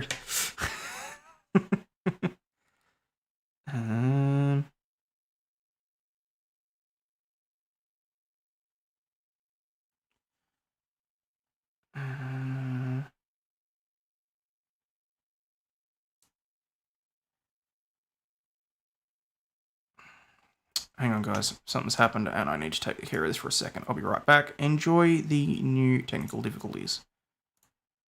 Okay. Hopefully the music's going to stop there in a second. Excellent. Okay. All right. New York City housing work sells weed while helping clients quit smoking tobacco. Legal pot peddler Housing Works boasts that it loves drug users, but put its foot down when it comes to addicts puffing tobacco, a review of city documents shows. The organisation, which assists New Yorkers with HIV and AIDS and pushes controversial harm reduction for junkies, has received $80 million in taxpayer funding since 2018 to run housing programs and provide services that include substance abuse treatment. But the group, which has signs in its thrift shop saying it loves people who use drugs, is required under the city agreement to help its clients quit cigarettes. The group's city contract, which runs a 12-unit supportive housing program in Bedford-Stuyvesant, and a 2-unit building in Harlem, says Housing Works must help tenants in accessing and navigating services to address the use of nicotine products. Staff will conduct smoking cessation assessments on an annual basis, incorporate smoking cessation goals into service plans, and make referrals for the appropriate service needs for the tenant, according to a copy of the contracts reviewed by the Post. Meanwhile, offshoot Housing Works Cannabis Co. became the first state licensed shop to sell recreational weed when it opened in Greenwich Village on December 29. The storefront sells edible gummies as well as flour and pre-rolled joints, with names such as La Bamba and Wedding Cake for easy smoking.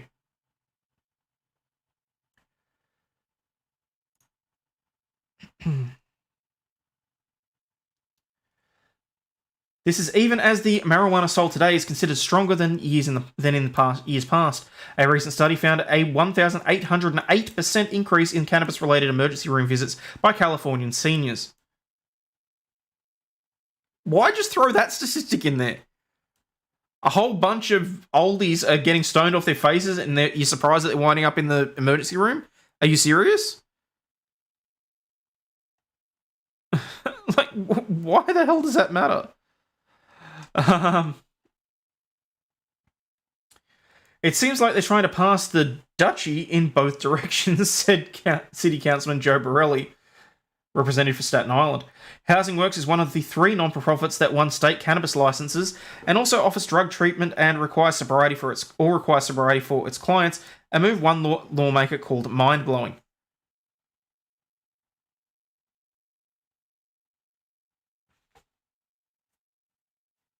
Right. Make love, not drug war.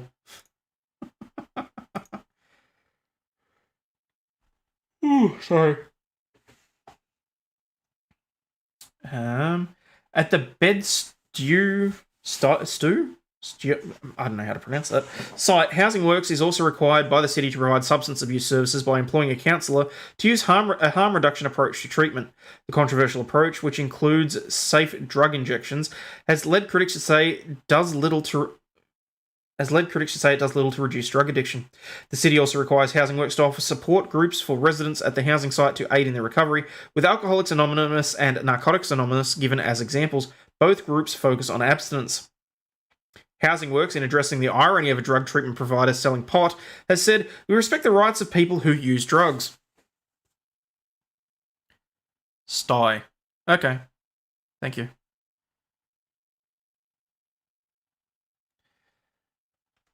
The city's contracts with Housing Works have ballooned since the pandemic started, according to data obtained from the City Comptroller's Office.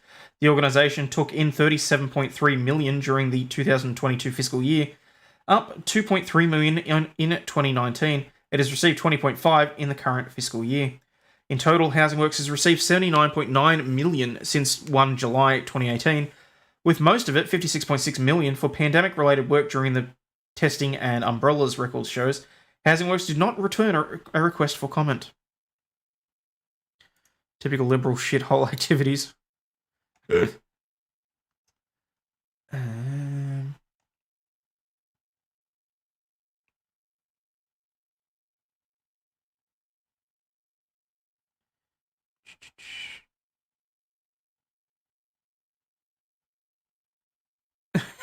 DVD needs to be slower. It needs to tease me. Oh, well, if that's the case, hang on. Where are we?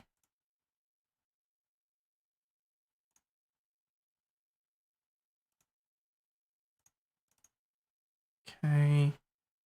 Source speed.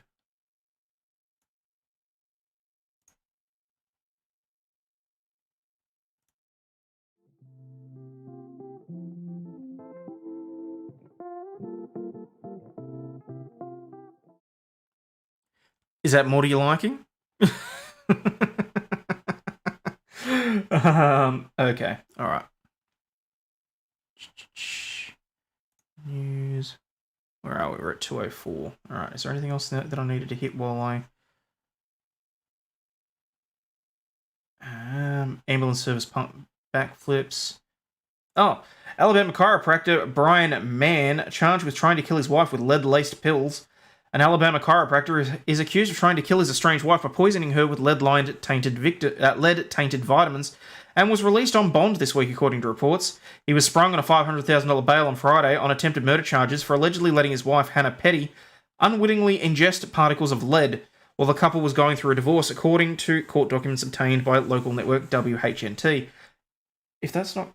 Nope, that's just... Okay. As a result, Petty, 24, spent 2 months recovering from lead poisoning at University of Alabama Birmingham Hospital. She filed for divorce in March, just days after she was discharged. Man, 34, was arrested in September. He allegedly told his wife that the pills he gave her from late summer 2021 through the winter of 21-22 would strengthen her immune system, according to filings by Petty's lawyer, Jerry Knight.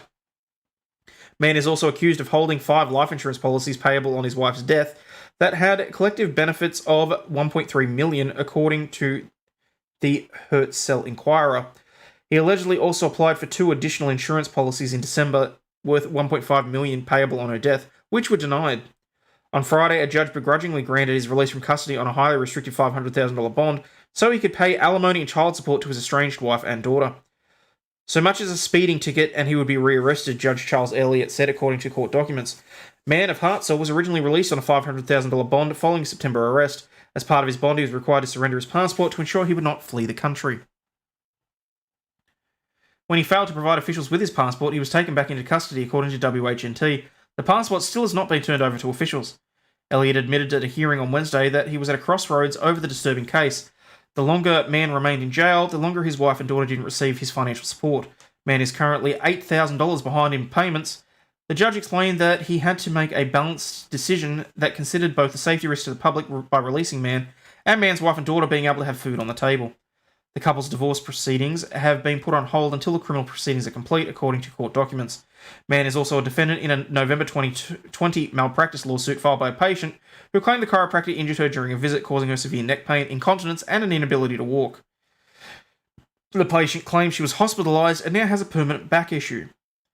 Mann will not be permitted to leave his home after 6 p.m. or before 8 a.m, and he will have to spend every weekend in jail from 4 p.m. Friday until 8 a.m. on Monday morning, per the conditions of release. He must also wear an ankle monitor and is barred from speaking with his wife. He is also not permitted to drink alcohol and is subject to random drug screenings. His trial is expected to start on 8 October. Let that be a lesson to you, people. You can't get away with murder just because you think you're going to be able to poison somebody. Porn elevator music. New York City has more rats than we have cows here, and that's all we do just about have. Okay. What happened to the BRB? That was part of Streamlabs. When I switched over to StreamYard, I couldn't keep the BRB. I can change the picture itself to be anything that I want it to. I'm thinking Daryl Brooks' head just bouncing around the screen. Maybe. But we shall see. Whole damn country's collapsing around us.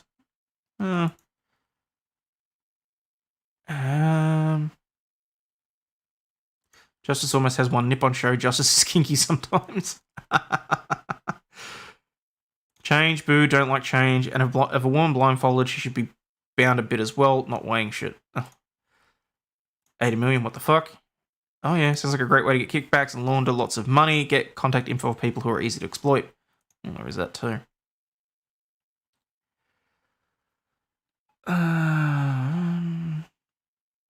Look like a happy bunch. Shit, I missed a whole bunch of chat. Private voting, government-approved news know the meaning of abstinence.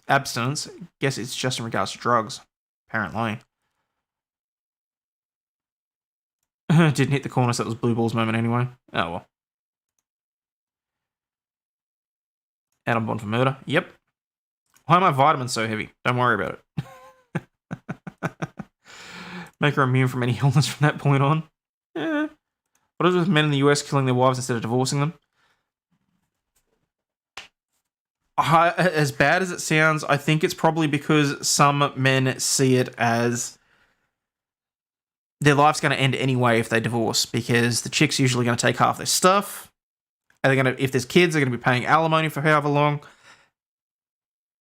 I'm not saying I endorse like spousal homicide, but there is probably a reason why it's coming out that way.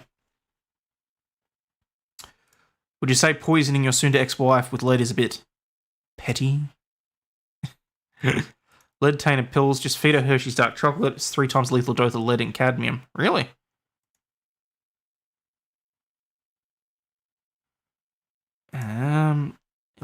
Let them out so you get financial care for the person you tried to kill. Yes. Because apparently you can't organise that sort of thing from behind bars.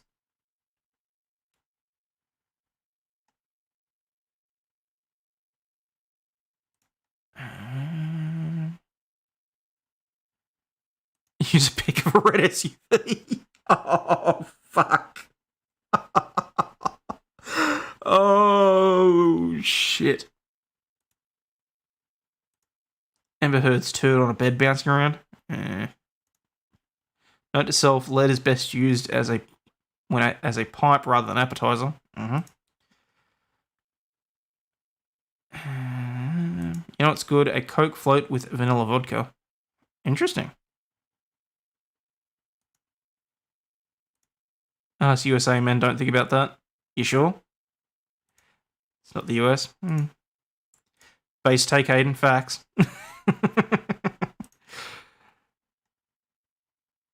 It's a system's biased against men. Yeah, absolutely. I mean, the family law system is fucked no matter which country you're in, honestly. Women in the US often don't realise the sort of hell they've created for dudes. Apparently not. The SUV would be pure comedy. I'm not sure I could go that far, honestly. Alright, alright, one quick video, because we've got to get onto the kinky stuff. I'm already running behind.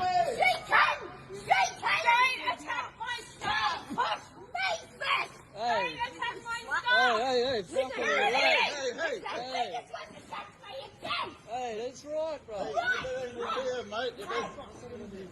Yeah, you got another member of the public getting involved. That's going to end well.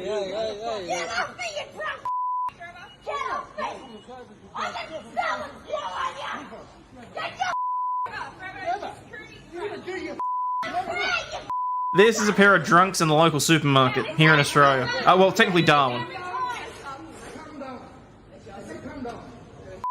Jesus. Poor lady, man. Jesus. Oh, he getting sued. Yeah.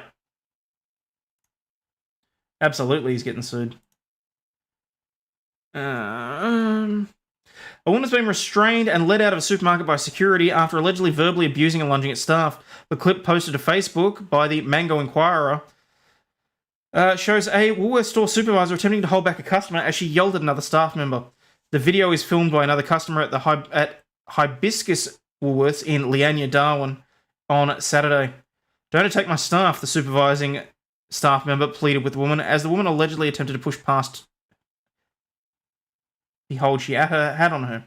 The woman allegedly made more threats before another customer stepped in and attempted to restrain the woman. "Get off me, you gronk!" she yelled. Security quickly intervened, escorting the customer from the store. Where the fuck was security to begin with? She looks like a real keeper.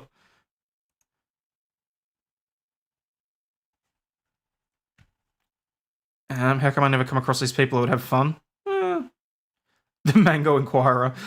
Mangoes are big in Darwin. A boyfriend or husband trying to calm her down. Well, we don't know. What the fuck is it? Well, it's Gronk with a G. You Aussies have the goofiest words. Hey, some of your redneck words are hilarious too. Well, was that just a bystander? Yeah, apparently. Security was too busy filming it.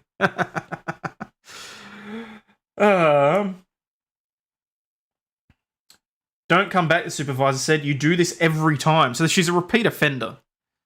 Okay. Security was waiting for a male customer to intervene so they could act and just blame the dude. Look, possibly.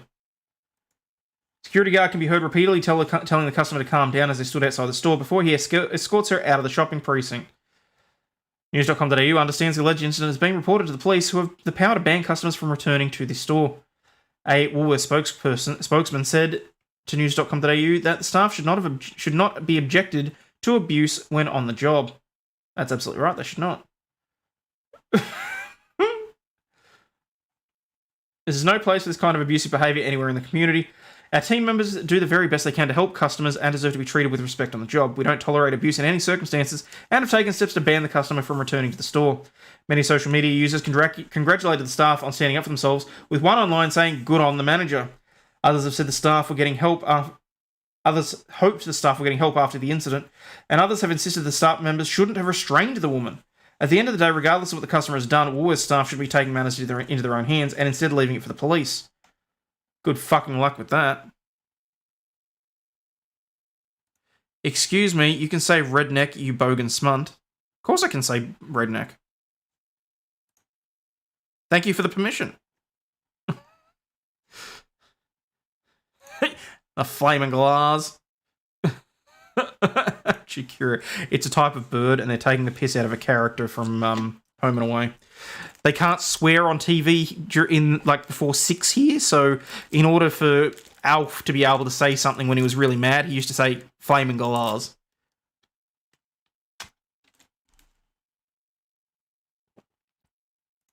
You can't fucking autocorrect. Well, you press the little button. It's usually the 3 dots. Scroll down the settings, and you should be able to turn on autocorrect. Drogo makes no sense either.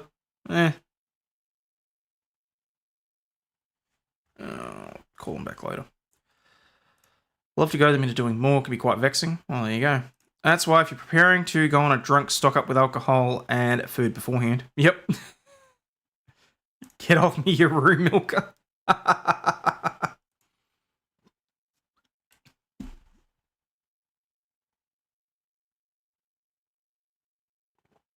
Remember Sally getting boobs all of a sudden?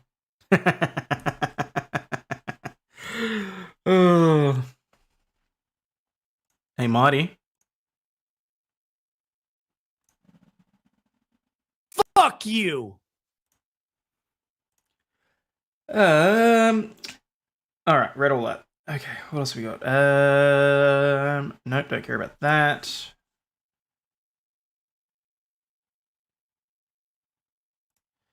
Sydney, shock for motorist after unsettling note left on car's windshield. A driver had the fright of his life after finding a note pinned under his car windshield wipers. David Mantelli was shopping in the Sydney beachside suburb of Manly last Monday when he found a crowd milling around his Mazda. A handwritten note on his windshield explained why. Hi, car owner, there is a python in your front left wheel. The jewelers opposite are trying to contact wildlife rescue. Thanks, it ended. Ugh. Yeah, nope. A wild ricada appeared. Love it.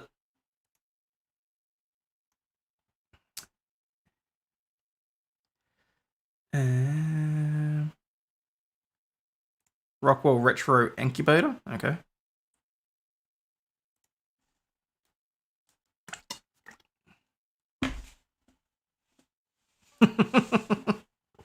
I can't hear it, so I wouldn't know when to stop it. So I can't. Sorry, Just On.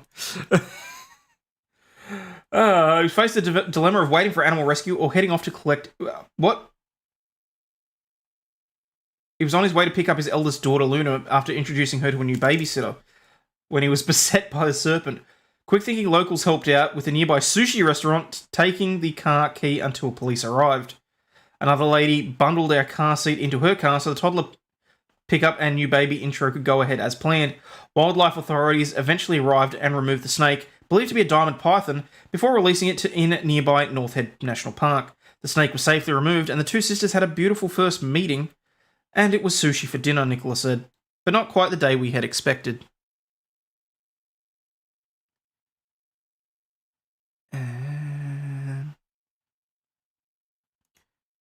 SUV done, it's in Twitter DM. Oh, X-Coma. It's just a python, don't be go. I can't do snakes. I can't handle them. In the slightest. The only python I deal with is my own. Where is... Oh, hang on, no, I need Chrome, not Brave, because I'm logged into Twitter in Chrome, not Brave. Did you go over the police department that fired 5, suspended 3 for inappropriate behaviour? No, that's news to me.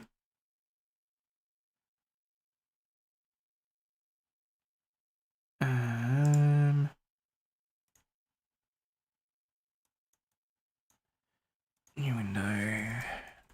Twitter. Snake on the Barbie, I regret that, still sending it. A snake fell on my head in Borneo when I was in a crush cage. Ugh. Love snakes, but the only ones that can't kill me if they're in a rubble.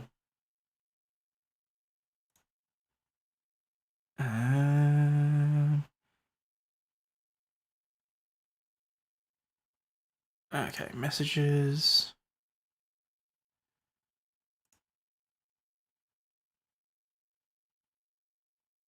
Oh, come on. No. I can't. I can't use the one that's been through the accident, X-Coma. That's terrible.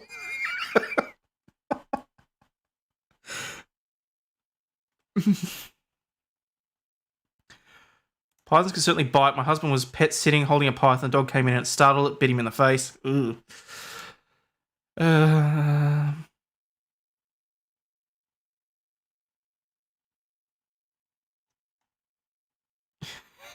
Now you want to see? Nope. I'm not doing it. I'm not doing it. Okay, maybe I'll do it. Has it got an alpha channel to it? Yes, it does. Oh, bless you, Xcoma. You did the hard work for me. Hang on.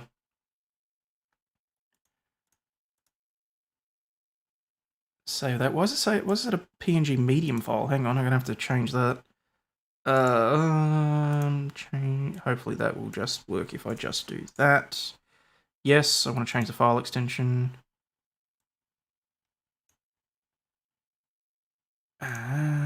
Okay. Give me 2 seconds so I can change this over. This is gonna be so bad. Like, so bad. DVD source. DVD source image. Image file, browse. Downloads. Open. Wait, why did it turn it green? Oh! Oh! Because it turns it rainbow. Like, every time it hits the thing, it changes the color on the car. Oh, shit, that's terrible. Hang on, I gotta bring down the scale on it. Oh, I'm going to hell for this. And they're already keeping tabs. Do any of you Americans care about the what do you call it? The US debt ceiling? If not, I'll move on to the kinky stuff.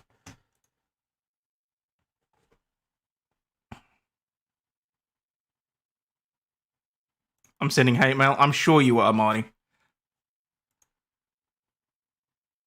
I might even have to clip that out, actually.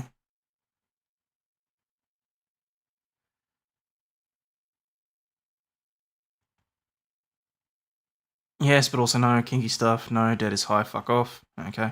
All right. Okay.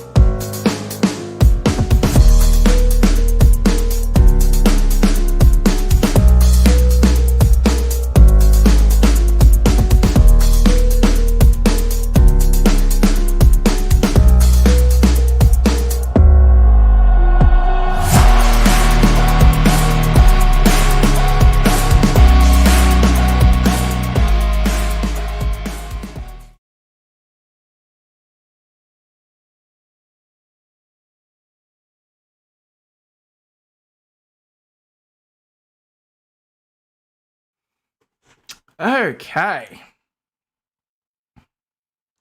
Did Hayden talk about Biden's classified documents found in his garage? No, mostly because I don't really care. I get it. People hate Biden. I get it. He took documents home when he shouldn't have. So just impeach him or, like, put him up for an indictment or whatever. Just get the fuck on with it rather than talking about it. Time to jerk off to Pixie, says Rosie O'Donnell. Let's not.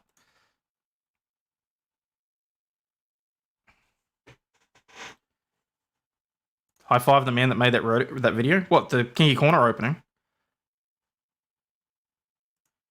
Anyone notice that Hayden has more men in that intro than women? Because I couldn't be sexist about it. Tend to agree with you, Hayden. Do something about it or shut up. Yep. Sometimes I wish I was a less honest person. I'd go into that $1,000 of debt, then blame it on Russia. Watch the libs pay off my bills. Okay.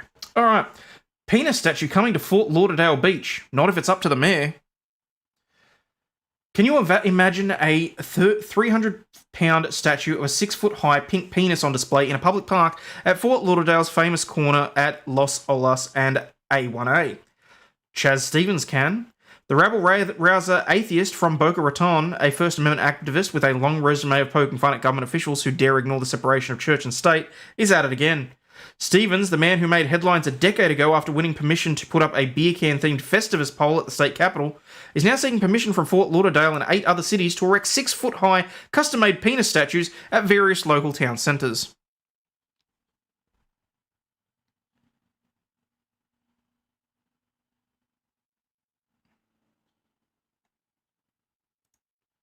Really? You think after that penis comment earlier that I'm going to even remotely suggest anyone go to your channel?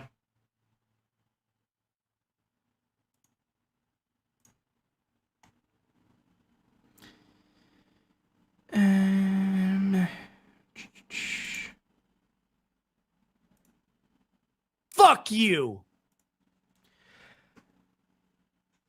So far, Stevens has gotten a no from Deerfield Beach and a possible maybe from Fort Lauderdale. Stevens, who fired off requests by email over the past couple of weeks, says his latest quest was inspired by Japan's Shinto Kanamara Matsuri, Festival of the Steel Phallus, an event held yearly in Kawasaki in celebration of love, fertility, and the male genitalia. The festival, which happens to be popular with LGBTQ communities, is held on the first Sunday of April at the Kanayama Shrine. If you want to see what that looks like, I can highly recommend it. James May's Man in Japan. He attends the Penis Festival with a very flaming individual. It was quite entertaining. Stevens still waiting to hear from several other cities, including Miami Beach, Wilton Manors, where he's proposed a special pride painted effigy, Hallandale Beach, Deerfield Beach, Margate, Boca Raton, Delray Beach, and Baltimore. Why Baltimore? It's a sister city of Kawasaki. Let him sue us. Stevens hopes to display the phallic statue on April 2 at Fort Lauderdale's Los Olas Oceanside Park, where the city recently showcased a Christmas tree and a menorah display. Stevens argues that the statue is a religious display, much like the Christmas tree or menorah. Well, I suppose it is for a Japanese religious ceremony. Put a giant vag by it. That city has the biggest cock in the world.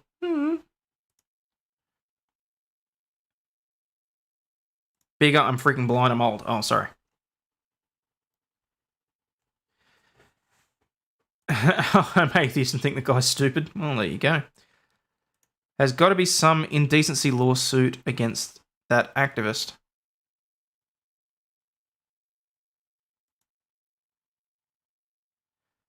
Festivus for the rest of us.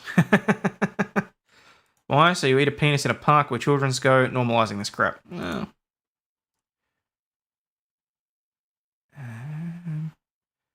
Mr. Belding from Saved by the Bell had to help me out when a girl who must have been high was all over me. I knew him. He yelled, "Stop molesting my son." Jesus. She rubbed the statue, sometimes it weeps. Ugh. Just got a sexual proposition in the mail from Mighty Meat. I hope you opened it with gloves. Always wear protection when handling mail.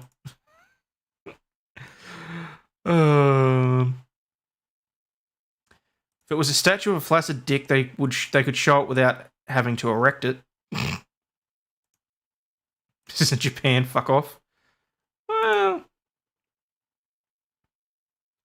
can I tell you about the Kanamara Matsuri? It's nothing to do with LGBT. It's complete woke. That's complete woke propaganda. No, relax, Nightbringer. I'm acutely aware of that particular thing, having watched various documentaries after seeing that thing in. Now it just sounds like I just like watching penis. I was curious because it was more about fertility, and I was really interested in the way that the Shinto priests do the celebration with the lighting of the candle and that sort of thing. That's more what I was interested in. No, I'm acutely aware that it's got nothing to do with the LGBT community.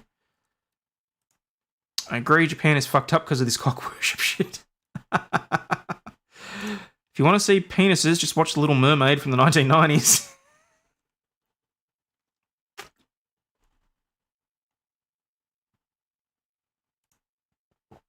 Cock parades, but vagina boats is a crime. Shit's stupid. Oh, I completely forgot about that. You're right. The indecency with the vagina-shaped paddleboard or whatever it was. Phallus lauded in some countries. Mm-hmm. Just return it, mark to sender. Gonna set up a webcam on my printer just to see where this print sticks. We'll put it on Meat's channel. Okay.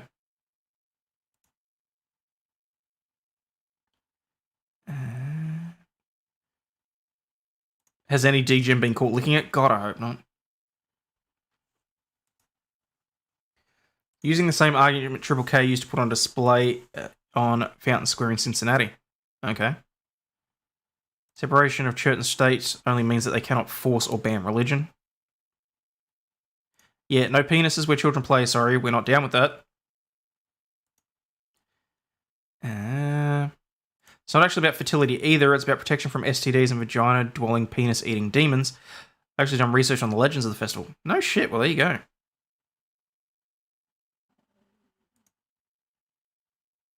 Praise Hayden Penis. All the weird shit's from Japan. It started with tentacle porn.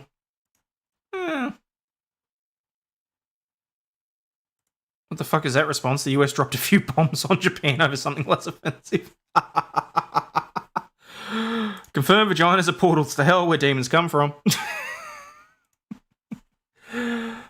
Stevens, who fired off request... I read that. Waiting to hear. If he gets the city's blessing, he plans to hire an off-duty cop to protect his investment from theft and vandalism. The statues don't come cheap, Stevens says. Each one will cost around $8,000, including the cross-country shipping from manufacturing in Ogden, Utah. Stevens, accustomed to being ignored by stoic government officials offended by his crass brand of political activism, was jubilant Friday when he got a response from Fort Lauderdale Parks officials requesting he submit an outdoor event application. Oh, yeah, because they're not going to find some reason to reject that, are they? Should have seen the size of the one done in black marble.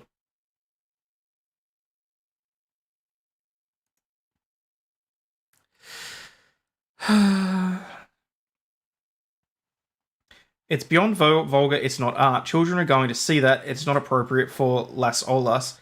He's just doing it for his own narcissistic tendencies, and everyone is looking at Chaz again. Said Robert Walsh, a Fort Lauderdale activist, who says he hopes the city says no. The cities that put up holiday displays at the end of the year might find themselves in a bit of a pickle, said Bob Jarvis, a constitutional law professor at Nova Southeastern University. The First Amendment says the government cannot censor speech, but it does not protect obscenity and pornography, Jarvis said. You can make the argument that it's a piece of artwork, and the penis statue clearly has redeeming social value because it celebrates this Japanese holiday, celebrating fertility and the coming of spring. City Hall might require Stevens to install a visual barrier around the statue, with signs warning the public that an R-rated statue is up ahead. Warning, warning, warning! Danger! Giant penis ahead!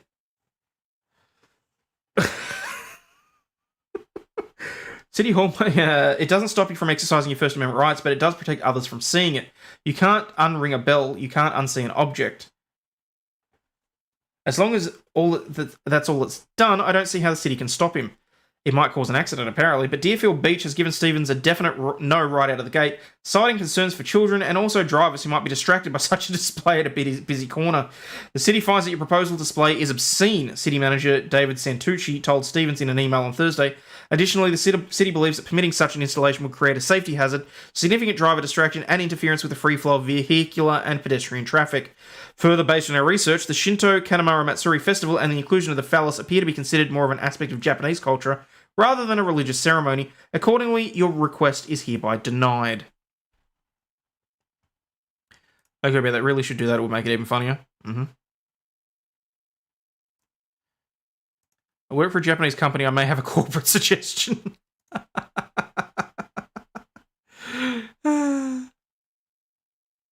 Be a good sexy intro with the black marble one. Oh, God. Tell him this isn't Japan? Well, can imagine the visual warning showing the actual statue. Hey, civil pleasures. Make him prove he's trained to be a Shinto priest.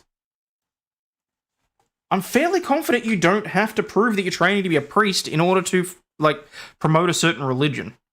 But anyway, I think he's just being stupid for the sake of it.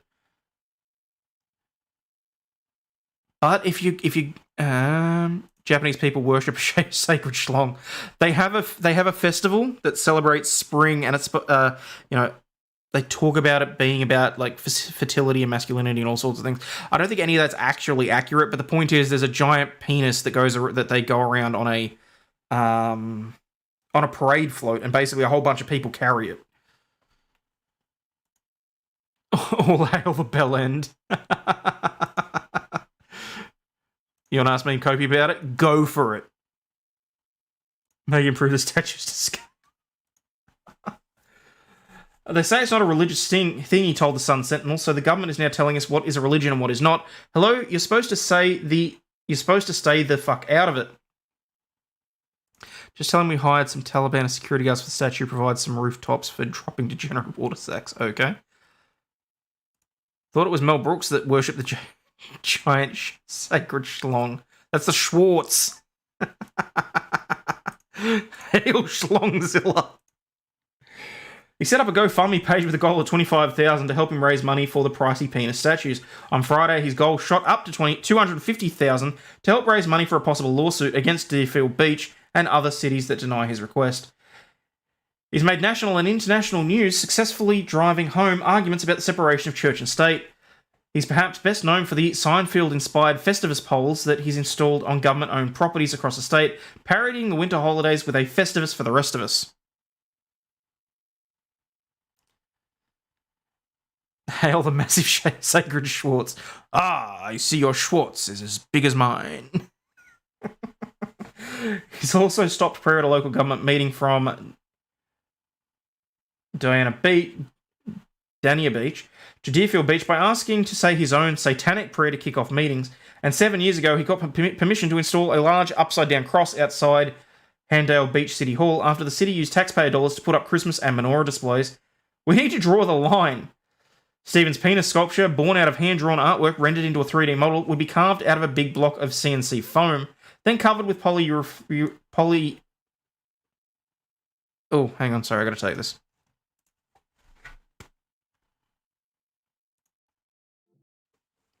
Oh shit, I just realised I didn't change that before I... Oops. Okay, you know what? I'm gonna change that right now. So that that's no longer an issue in the future. Where did it go?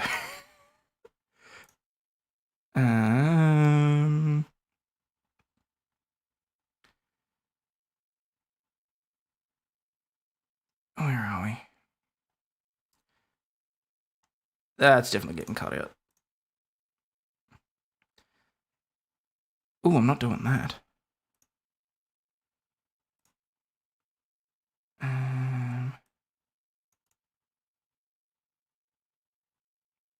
That'll do. That's better than nothing. Like, it's terrible, but it's better than nothing. Better than what it was.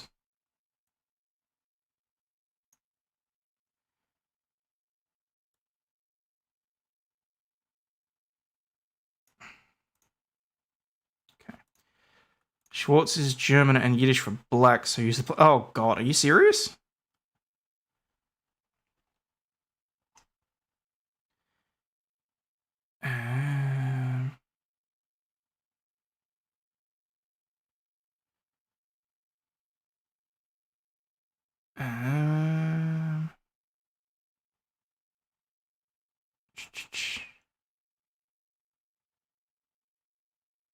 Can I put up a billboard sign that black light... Oh.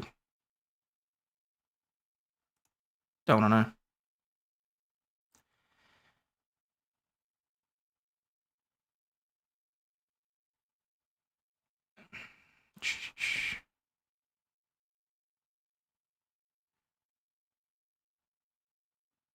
This is a nice mini wireless keyboard. Can even pair with my phone. Phone charges on a cradle, so my internet PC goes down. You got a backup. Wow. Okay. Impressive.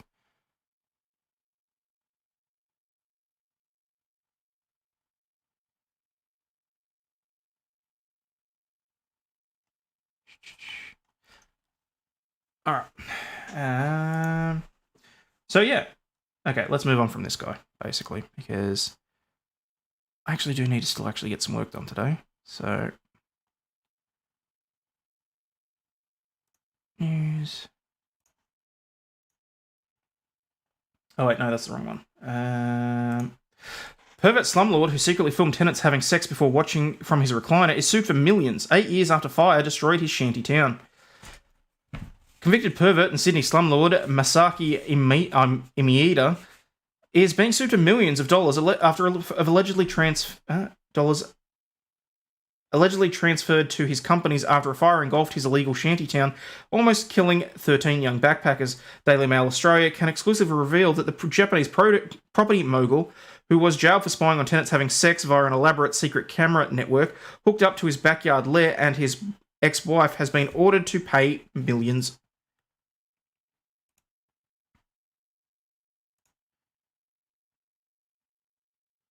Documents filed in the New South Wales Supreme Court's Equity Division allege money that was transferred to the Amida family company holdings after the fire, and his sale of property for $4.4 million be paid up. An application in liquidation proceedings of his insolvent company, Shinji, seeks orders of Masaki and Mariko Imeda, paying respectively $2.07 million and $2.41 million. Masaki Amida first made news in July 2014 when his massive Alexandria industrialist lot in inner Sydney was rented as a makeshift housing with caravans, a shipping containers, and one shared portable toilet that was engulfed by fire. The mostly Japanese, Korean, and New Zealander students who escaped with their lives from the 20-metre high flames at 1:40 in the morning had paid $160 a week to live in the deplorable conditions in 4 decrepit caravans, a Pantech truck, a dingy office, and a rundown bus. Investigators found the massive blaze at the Burrows Road property likely started from an electrical fault. The Land and Environment Court later prosecuted and fined Amida $215,000 with $17,000 in costs.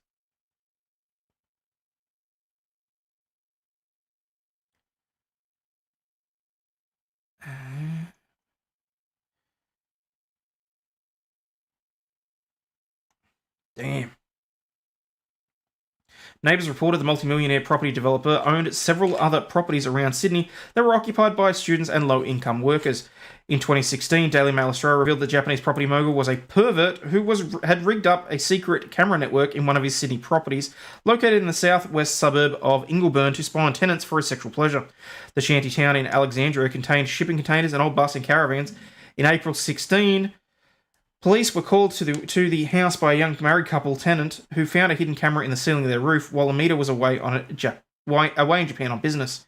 New South Wales police uncovered a labyrinth of network cables, hidden cameras, and mirrors which connected to a remote secret room where he viewed his tenants' intimate moments. The couple had answered one of his advertisements on a Japanese website, cheers.com.au, okay, and agreed to pay $240 a week for the master bedroom in the 6-bedroom house. Wow. Morons for staying there. Well, you're not wrong. Telling kids to quit fraternising my rentals. Bloody hell. In the lamp. The warning stated that Amida owned multiple Australian properties rented to Japanese students and had been installing hidden cameras in the bedrooms. That evening, the husband checked the ceiling of the room and near the light fitting found a hole and a small camera. Police examining the secret camera found it was attached to a cable through the roof and set up to face wardrobe mirrors, which took up the one whole wall from the floor to the ceiling. The view from the camera was of the entire master bedroom and in the adjoining bedroom, which had just been vacated by a young female student. Officers found a camera inside the television on top of the wardrobe facing the bed, in which the girl had slept. Police found numerous other cameras around the property and a dome camera inside the garage and outside the front door.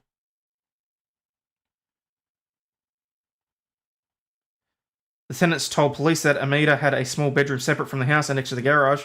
Inside that room, police found a monitor and a hard drive which had numerous attached cables running through cut holes in the wall and the floor.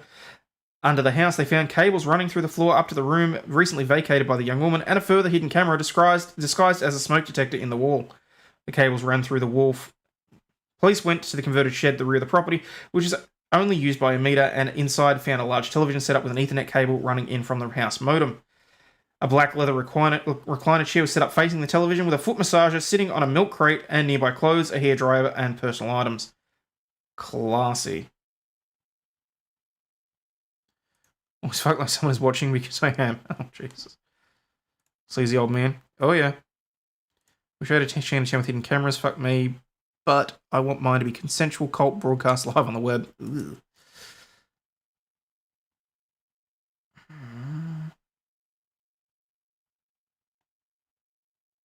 What was he doing with the hairdryer? That's the actually, that's a good question.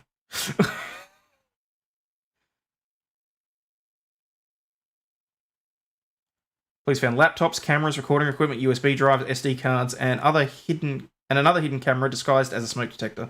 He was arrested on his return from Japan and charged with using an optical device without consent and observing a person in private without consent to obtain sexual arousal. Pled guilty and begged to be spared prison, but was sentenced to a maximum of 17 months with a non-parole period of 10 months.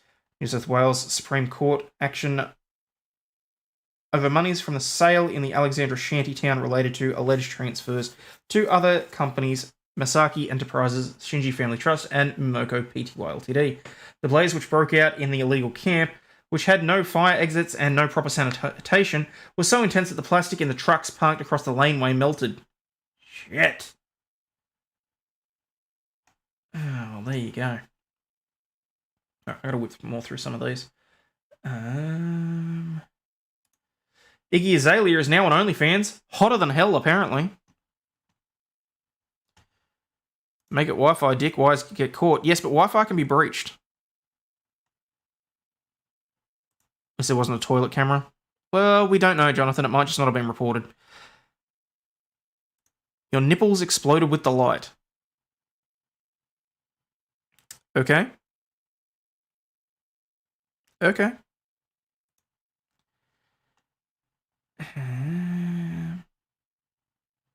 Is that Nomez chair? I doubt it. I doubt it.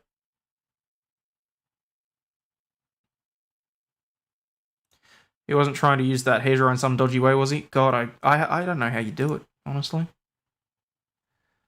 Alright, where are we? Iggy Azalea is getting triple extra. The Australian singer 32 is taking her career to the next level with a collaborative project with OnlyFans. She just launched her newest multimedia project, Hotter Than Hell times OnlyFans, cross with OnlyFans, on January 13. The venture will take 1 year to put together and will conclude in December 23. Sorry, 2023. That's going to take some getting used to. Azalea's newest endeavour will mix the artistic mediums of music, illustration, poetry, photography, and video for creative yet unapologetically spicy content. Snippets of her upcoming fourth studio album will also be sprinkled throughout. The Cream singer even teased her new collaboration on January 10, writing on Twitter, "Music, summer. Scandalous shit, Friday." Hotter Than Hell OnlyFans will be the fancy crooner's biggest ever work and inspired by the 1990s, the age of the supermodel. Okay. I came for the pics. That's all I really came for.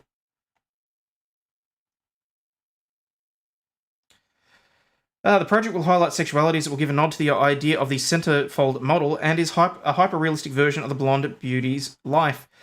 Her first visual collab is with artist Ian Woods. Pamela Anderson's sexuality and Madonna's sex book are also the top inspirations for her latest work. Been working on Hotter Than Hell for 6 months already, and I'm in full excitement and nervous anticipation to begin revealing to the world layer by layer, she said in a statement.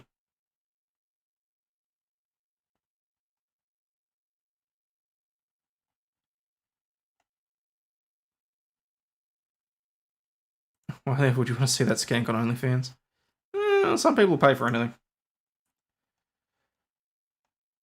Her OnlyFans profile, parts of Hotter Than Hell, will be unveiled throughout the year piece by piece. The event will also feature exclusive partnerships with producers, visual artists, as well as... It sounds like they're trying to take OnlyFans, like, mainstream. Like, it's still going to be, like, raunchy content, but it's not going to be strictly, like, porn. Subscribers will get a first look access and exclusive content throughout the year. They can score the snaps for the monthly price of $25. Fuck that. Why would you pay $25 a month? By the end of the year, the content will release as a coffee table book, all available to purchase at a later date. And nobody will care about any of it other than the tits and ass. Dozens of songs, name 2. No thank you, not paying for that. The comments are pretty damn accurate. Iggy wants attention? Yeah. Some people could use better taste. Not disagreeing with you. In Australia, is she a skank or a slag? That's actually a damn good question. I don't know because I don't pay much attention to her. So now we have Porn Pop.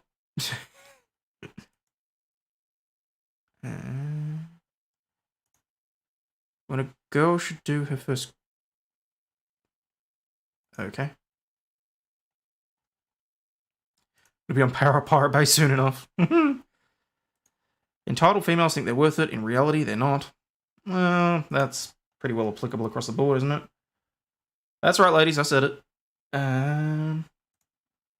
Man caught on camera having sex with woman in public in footage that went around the world on Instagram and Facebook was identified by his own girlfriend, a court hears. A man who was caught on camera having sex with a woman in public in footage that went viral has been identified by his own girlfriend. Joe Furby from Gateshead engaged in sex acts with Kelly Cousins after meeting the 35-year-old in the gym and going on a date with her in Liverpool city centre, where they both drank heavily on the night of August 1 last year. A video of the pair on Concert Square has been posted online, including to Instagram and Facebook. Neither of which are there. It's just the hang on. Let me double check. Kind of a quick look. Posted clips of it online. Avoids jail after lawyers claim public backlash was driven by sexism. You go from that to that.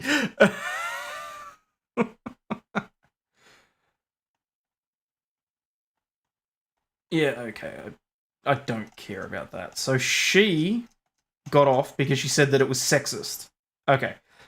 Hang on. We're going to do this and then I'll do the follow-up story. Mother of 435 who had sex in public then posted clips of it online avoids jail after her lawyer claims public backlash was driven by sexism. A woman who posted videos of herself performing sex acts with a man in the Liverpool city centre said she considered taking her own life over the backlash she received. Kelly Cousins, 35, said she was hounded with threats and abusive comments after footage of her encounter on August 1 went viral on social media. Then you shouldn't have fucking posted it online. She has 4 kids? Yep. I recognise that ass pimple. Gross. Cousins, formerly of Netherton at Merseyside, but now of no fixed address, shared some of the footage recorded by strangers on her social media pages, adding fuel to the criticism. She later said that she thought by making light of the incident it would make the hate campaign go away. However, she was arrested and charged with outraging public decency, while the man accused of appearing in the video, 23-year-old Joe Furby, was also charged with the same offence. However, Furby remains wanted after failing to attend court in September. Cousins was handed a suspended prison sentence at Liverpool Magistrates Court yesterday after previously pleading guilty to the charge.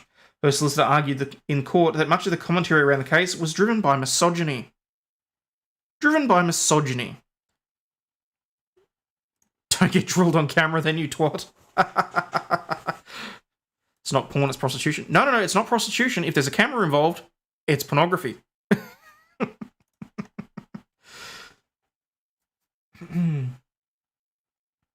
Fucking misogyny, are you kidding me? The pants, too. After the hearing, the mum of 4 who has since left Liverpool told the Liverpool Echo newspaper about the incessant abuse she received. I would get messages from people saying, "Have you killed yourself yet? And let me tell you, I thought about it. I felt like it would go away if I wasn't here anymore. I'm still getting them today from total strangers. It made me feel like shit." Cousins said on one occasion she had ordered food from a popular food chain when she suspected staff had interfered with her food, which was covered in bits. Ew. That's not okay.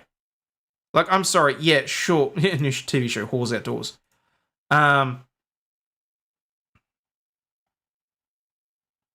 many filters did she use to get that pic? If you want to make a porno, I'll give you $1. Ugh. Not a misogynist. I think they should both be shamed. Look, I think she needs to be shamed simply because she put it online. That's, like, having it in public. I gather that, you know, having sex in public is a kink for some people. But not where kids can walk past. Some people tried saying Steph was misogynistic. That was silly. Are you serious? Good God. A statement after the hearing. We knew each other from the gym. We went on a date. Things got out of hand. That was never planned. Deeply regret it. Always take personal responsibility for my actions. And now I just want to make a new start and put all this behind me. During the hearing, Andrew Page, prosecuting, told the court the defendant was in Concert Square with a male whose identity has been established. While in Concert Square, she and the male became engaged in sexual activity in public view, much of which was filmed by the general public. Ms. Page said Cousins herself posted the footage to her social media under the username Ruby Rose VIP. One post was captioned, "Where next? Crosby, Matthew Street, St. John's Gardens, the docks." Oh, she's fucking proud of it. Footage went viral in a matter of hours with thousands of people sharing and commenting. However, Mr. Page said no one present in the city centre, no one was present when the offences occurred, and no one present in the city centre when the offences occurred made a formal complaint to the police. Mr. Page said Cousins was reported, however, when a social worker recognised her and passed that information to the police. She was arrested at her former home in Netherton on August 4. However, her solicitor, Heather Toohey, suggested to magistrates that much of the commentary around the case was driven by misogyny. Ms. Toohey said, "There were 2 people involved in this offence, but only one is here today." Well, yeah, because he dodged court. You're going to check your last video later if you want. Oh, alright. Saw the video, wouldn't exactly call it performing.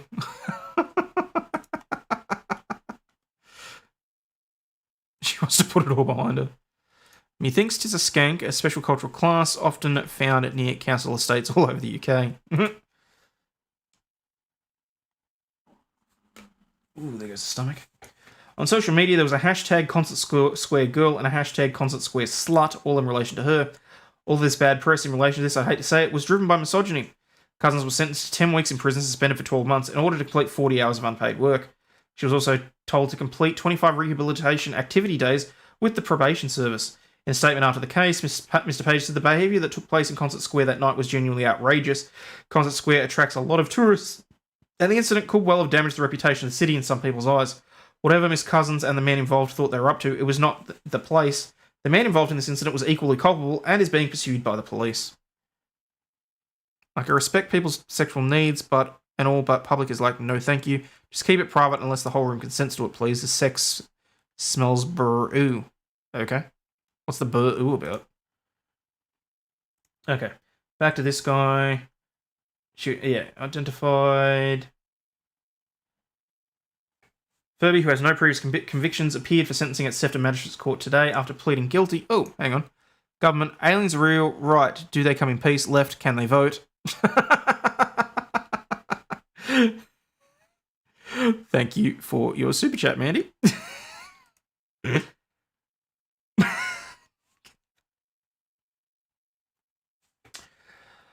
When asked by the court if he wanted to say anything in his defence, he said he's got nothing to say. He was sentenced to a 12-month community corrections order and ordered to carry out 120 hours of unpaid work. He must also pay £120 in court costs and $114 in surcharge. Cousins, a mother of 4, also pled guilty. The defence was given a 10-week suspended sentence. Hang on. 12-month community corrections order. Okay. She was ordered to complete 40 hours of unpaid work. Yes, we know that. Solicitor told that she'd be subjected to abuse driven by misogyny.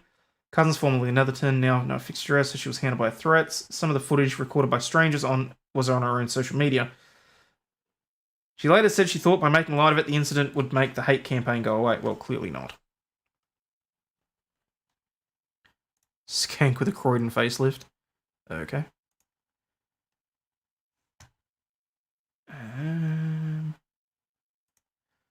Man's ex-girlfriend charged after sending his boss his nudes and claiming that he was gay. Man's ex-girlfriend has been charged with non-consensual dissemination of private sexual images after she sent his boss his nudes and claimed that he was gay in a jealous rage.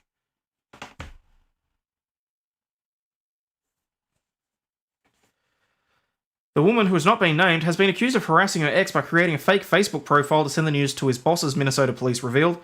Police said that they first learned of the accusations in June last year, and in court records filed on Monday, 9 January, police said that the ex-boyfriend had told the officers his 34-year-old ex had sent sexually explicit photos of him to his supervisors.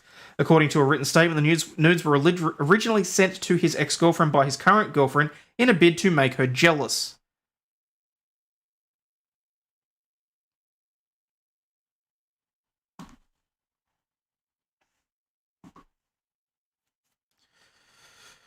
Moron. Upon receiving the image, which displayed the man's penis, the ex accused him of being gay and having a partner who was trans. An email sent to the man's boss read, "I want to thank you for the employment and want to let everyone know that I like transgenders and I'm gay, thank you." Police confirmed the email was sent in an attempt to mislead the man's boss into thinking he was a sender. The woman has also been accused of creating a bogus Facebook account with the name Skanka Cheaton, on which she included the same naked photos, police have said. She was arrested on 17 June, 2 weeks after police learned of the incidents. Following a search of the woman's home, police detained her electronic devices. According to court records, she was highly intoxicated and extremely derogatory towards the LGBTQ community. The electronic devices showed the woman had used an encrypted email service to send the photos. Police reveal she also is accused of paying for access to websites to gain contact and family information for her ex's current girlfriend. Last year, government data released by the Home Office showed that hate crimes in England and Wales hit a frightening new record high. Meanwhile, police figures also showed anti-LGBTQ+ violence in the UK is on the rise at a record rate.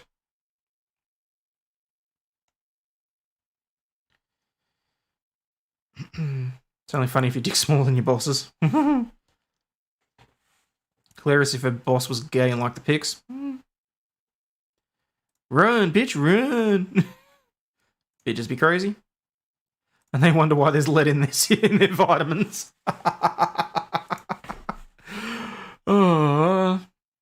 Yeah, but you can stare at the wrong person in the UK and get arrested for violence. Okay. This one's a little bit weird. Montreal students are getting sex ed from volunteers close to their own age.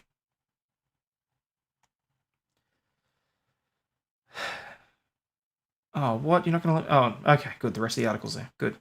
Sexuality education between 5 and 15 hours per year has been compulsory in Quebec since 2018. It's a vital part of the education system, and there's certainly no kid out there who doesn't want to learn about sex from their teacher, especially if their teacher is in their 60s. Sorry, in their 50s. What? No kid out there who doesn't... fuck that. Especially if they have uncomfortable questions and know they're going to see the teacher again the next day. That's where the McGill University-based organisation Sex and Self comes in.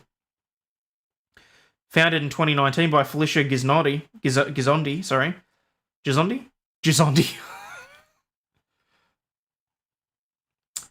The group's mission is to educate via seminars, workshops, and resources. The body's A to Z program helps fulfill the mandatory hours of sex ed curriculum by sending university student volunteers to Montreal high schools, where the youth have the opportunity to learn from and ask questions of people who are closer to their age. There remain social stigmas attached to teaching young people about sex, Gizondi says. When she approached the school administrators to get the program off the ground, she used the Quebec mandate to put a little fire under them. Within the first year, Bodies A to Z was in 10 English Montreal schools. Gizondi's... I can't take it seriously. Next goal is to recruit volunteers from French universities to the program so that it can be fully bilingual and reach more students. Volunteers receive training, spend time practicing with the workshops with each other. They aren't expected to come into the program with a PhD in sexology, she says, but with an open mind. They have strict parameters concerning what language is used, and the trainers are encouraged to tell children that they don't need to answer, that they don't know the answer if they're out of the depth, or provide resources to find updated information and proper terminology. Even if you're the most educated person, even if you're the most personable educator, you have all the knowledge. Sometimes it's more about the connection and the feeling of comfort and safety. Knowing that it won't be graded or get in trouble for saying what they truly think strengthens that connection, Gizondi says. The body's A to Z lessons plan involve breaking into groups for discussion or talking about specific scenarios.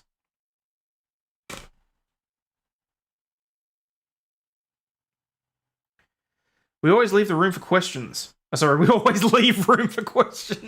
Sometimes that happens during those activities where the questions are not to the whole class but to the educator.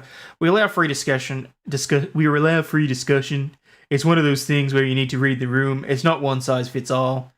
The point is to allow them to be comfortable in it and empowered, said Tess Vardy, University Representing Coordinator for Sex and Self. There is a large association between sex and fear, and I think that's the biggest thing to break down. We're not encouraging people to have sex, we're encouraging people to know about their options. I've had conversations with people that say, hey, I'm asexual, but this has made me feel more comfortable about my body. Peace loading sex ed with condoms on bananas like I did 20 years ago. I have a question. Get out!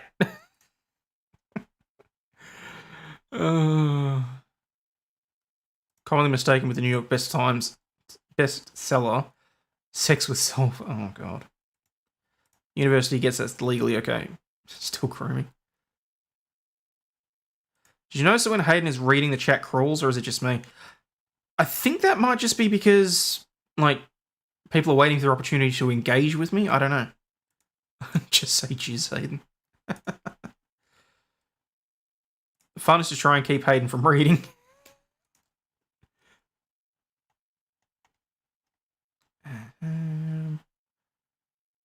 Trump with a speech impediment.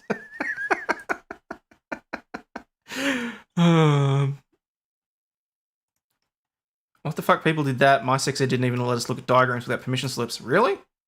Oh yeah, we had the banana and the condom, and it was either talking about the what was it? Putting a condom on a banana or abstaining from sex altogether, depending on which school you went to.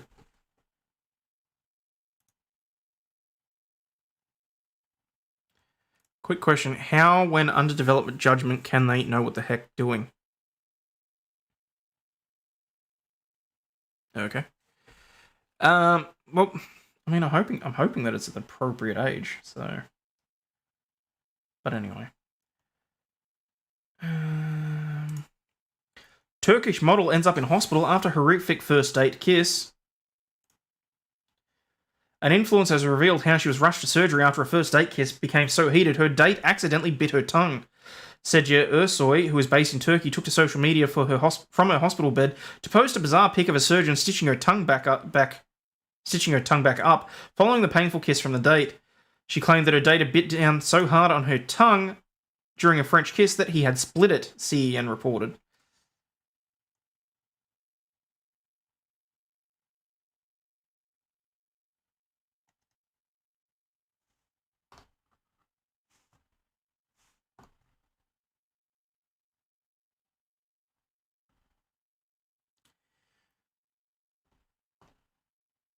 Oh! I was on the wrong damn page, that's why. Oh well.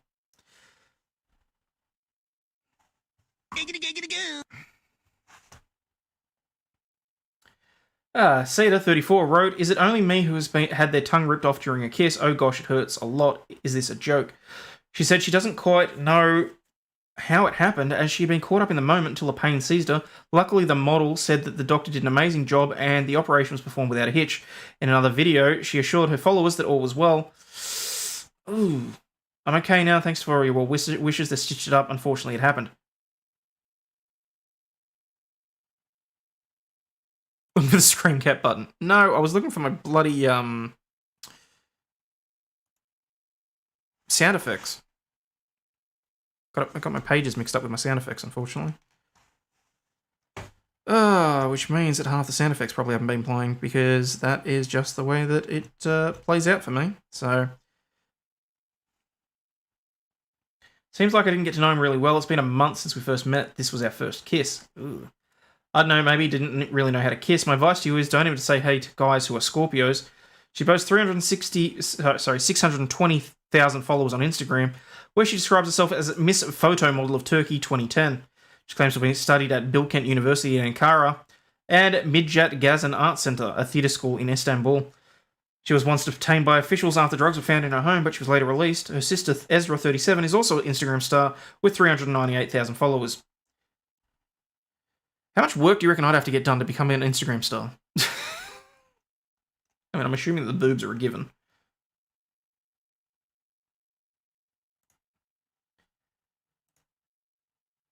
Oh, crap. I've got to take this call again.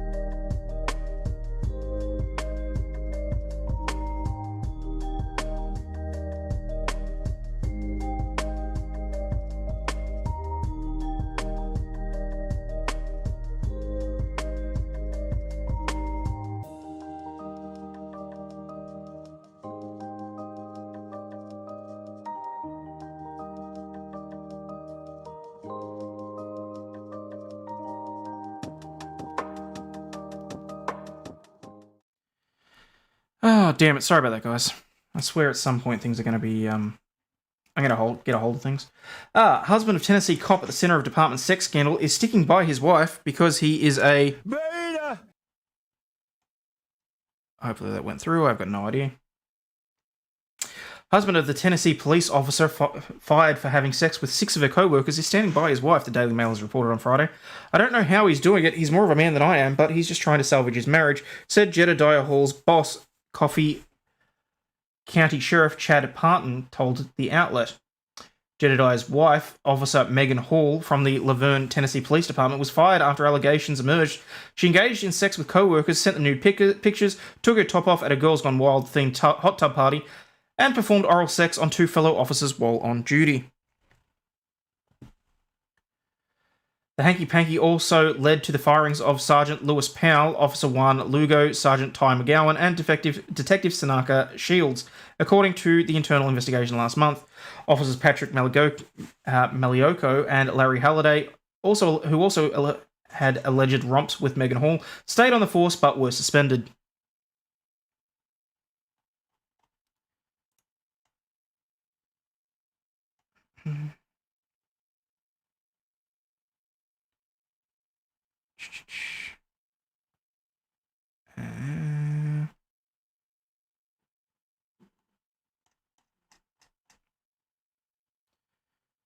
I want to bet she's pegging him. So they didn't fire her. Oh no, she got fired. She got fired. And Glock skills are supreme. Ugh. Cuckold detected. Bro, they ran trains on your girl. Oh yeah. Shit. Megan Hall had told a co-worker she was in an open marriage, investigators said. One of her co-workers, however, said that Jedediah, who the Mail reported is the son of a pastor, was not on board. Parton said that the former you beta.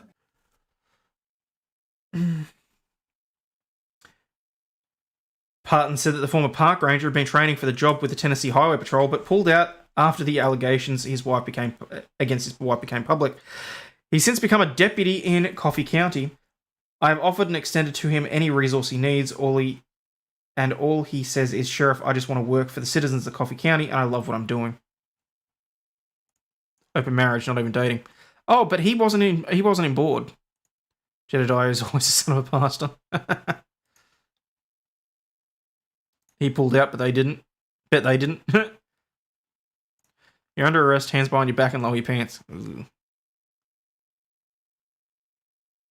Not admitting a crime, but if another man touched my wife, they're both going for a swim.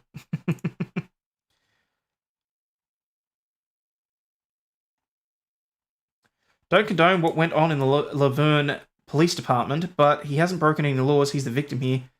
It's not oh, for God's sakes, he's calling again.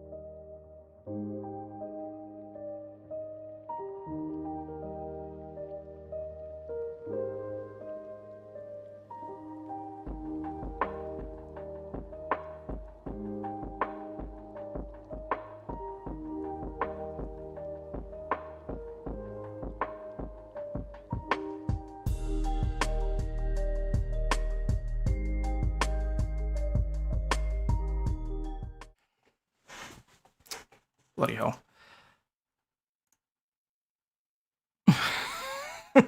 Can't you see Kiki Court is more important than 75 to 1 says so? Yeah, look, I'm sorry about that, guys. I mean, look, I've already been going for 3.5 hours. Shit, okay. All right.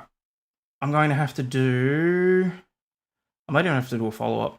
But we'll do the sex position of the week, and then I'm going to get the fuck out of here because I've got to sort this out. Okay, so what is the hook sex position, and does it actually make men feel bigger? When it comes to sex, you have all the favourite go-to moves that help us hit the spot, but you should you reinvent the old classic and turn them and take them up a notch? A raunchy position called the hook might just be the answer. What is the hook position? The position starts with a man on top and the woman lying on her back. The hook part comes into play when the woman hooks her legs over his shoulder, typically with the ankles resting on his shoulders. The man leans over the woman, supporting his weight in his hands and opening his thighs slightly to straddle her. Does the hook position work? The hook is one sex position that gets the job done. This position allows for deep penetration and can be adapted for maximum pleasure. It can be used for either vaginal or anal penetration. What are some other forms of missionary? Well, there are a number of variations of the missionary sex position, and while some may require a tad more flexibility and stamina than the traditional method, there are some that actually require less. The insisted missionary, wrap around, and the leg glide. Ooh. Doesn't make the men feel bigger. Couples are going to go wild with this position, saying it makes the man feel fuller and bigger inside you. This is because the logistics of the position mean the man can hold his thigh or waist to guide him in and get maximum penetration. For extra pleasure in this position, try crossing your ankles, in this case behind his neck, if this helps tighten the vaginal canal. This isn't the only twist of an old favourite. Couples are going wild for the 68 position, which is a new variant on the Pleasurable Classic. While the acrobatic 69 involves both partners simultaneously getting pleasure, the 68 focuses on giving one person the pleasure of their life. It works by one partner laying on their back with knees bent and the feet flat on the floor. The other person lies on the chest, positioning themselves so that the genitals are resting near the partner's underneath mouth. The giver is able to have full access to everything that they wish to explore, while the receiver lays back and enjoys the sensations. Perfect for women when you're on top. The guy's hands are free to roam where he wishes, and you can also touch yourself to take things to the next level. Let the pleasure begin. So there you go. All right, guys, I really do have to get out of here because I've got to sort some things out. But where are we?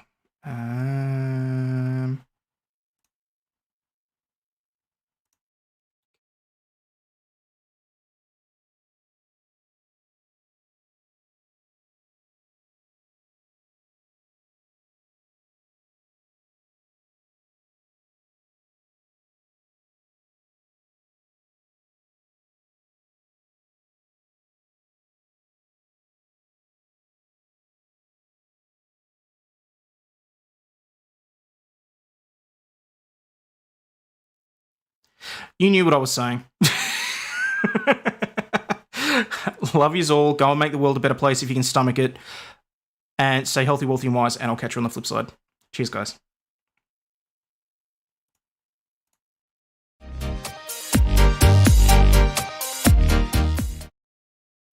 Shit, I forgot the credits. Sorry.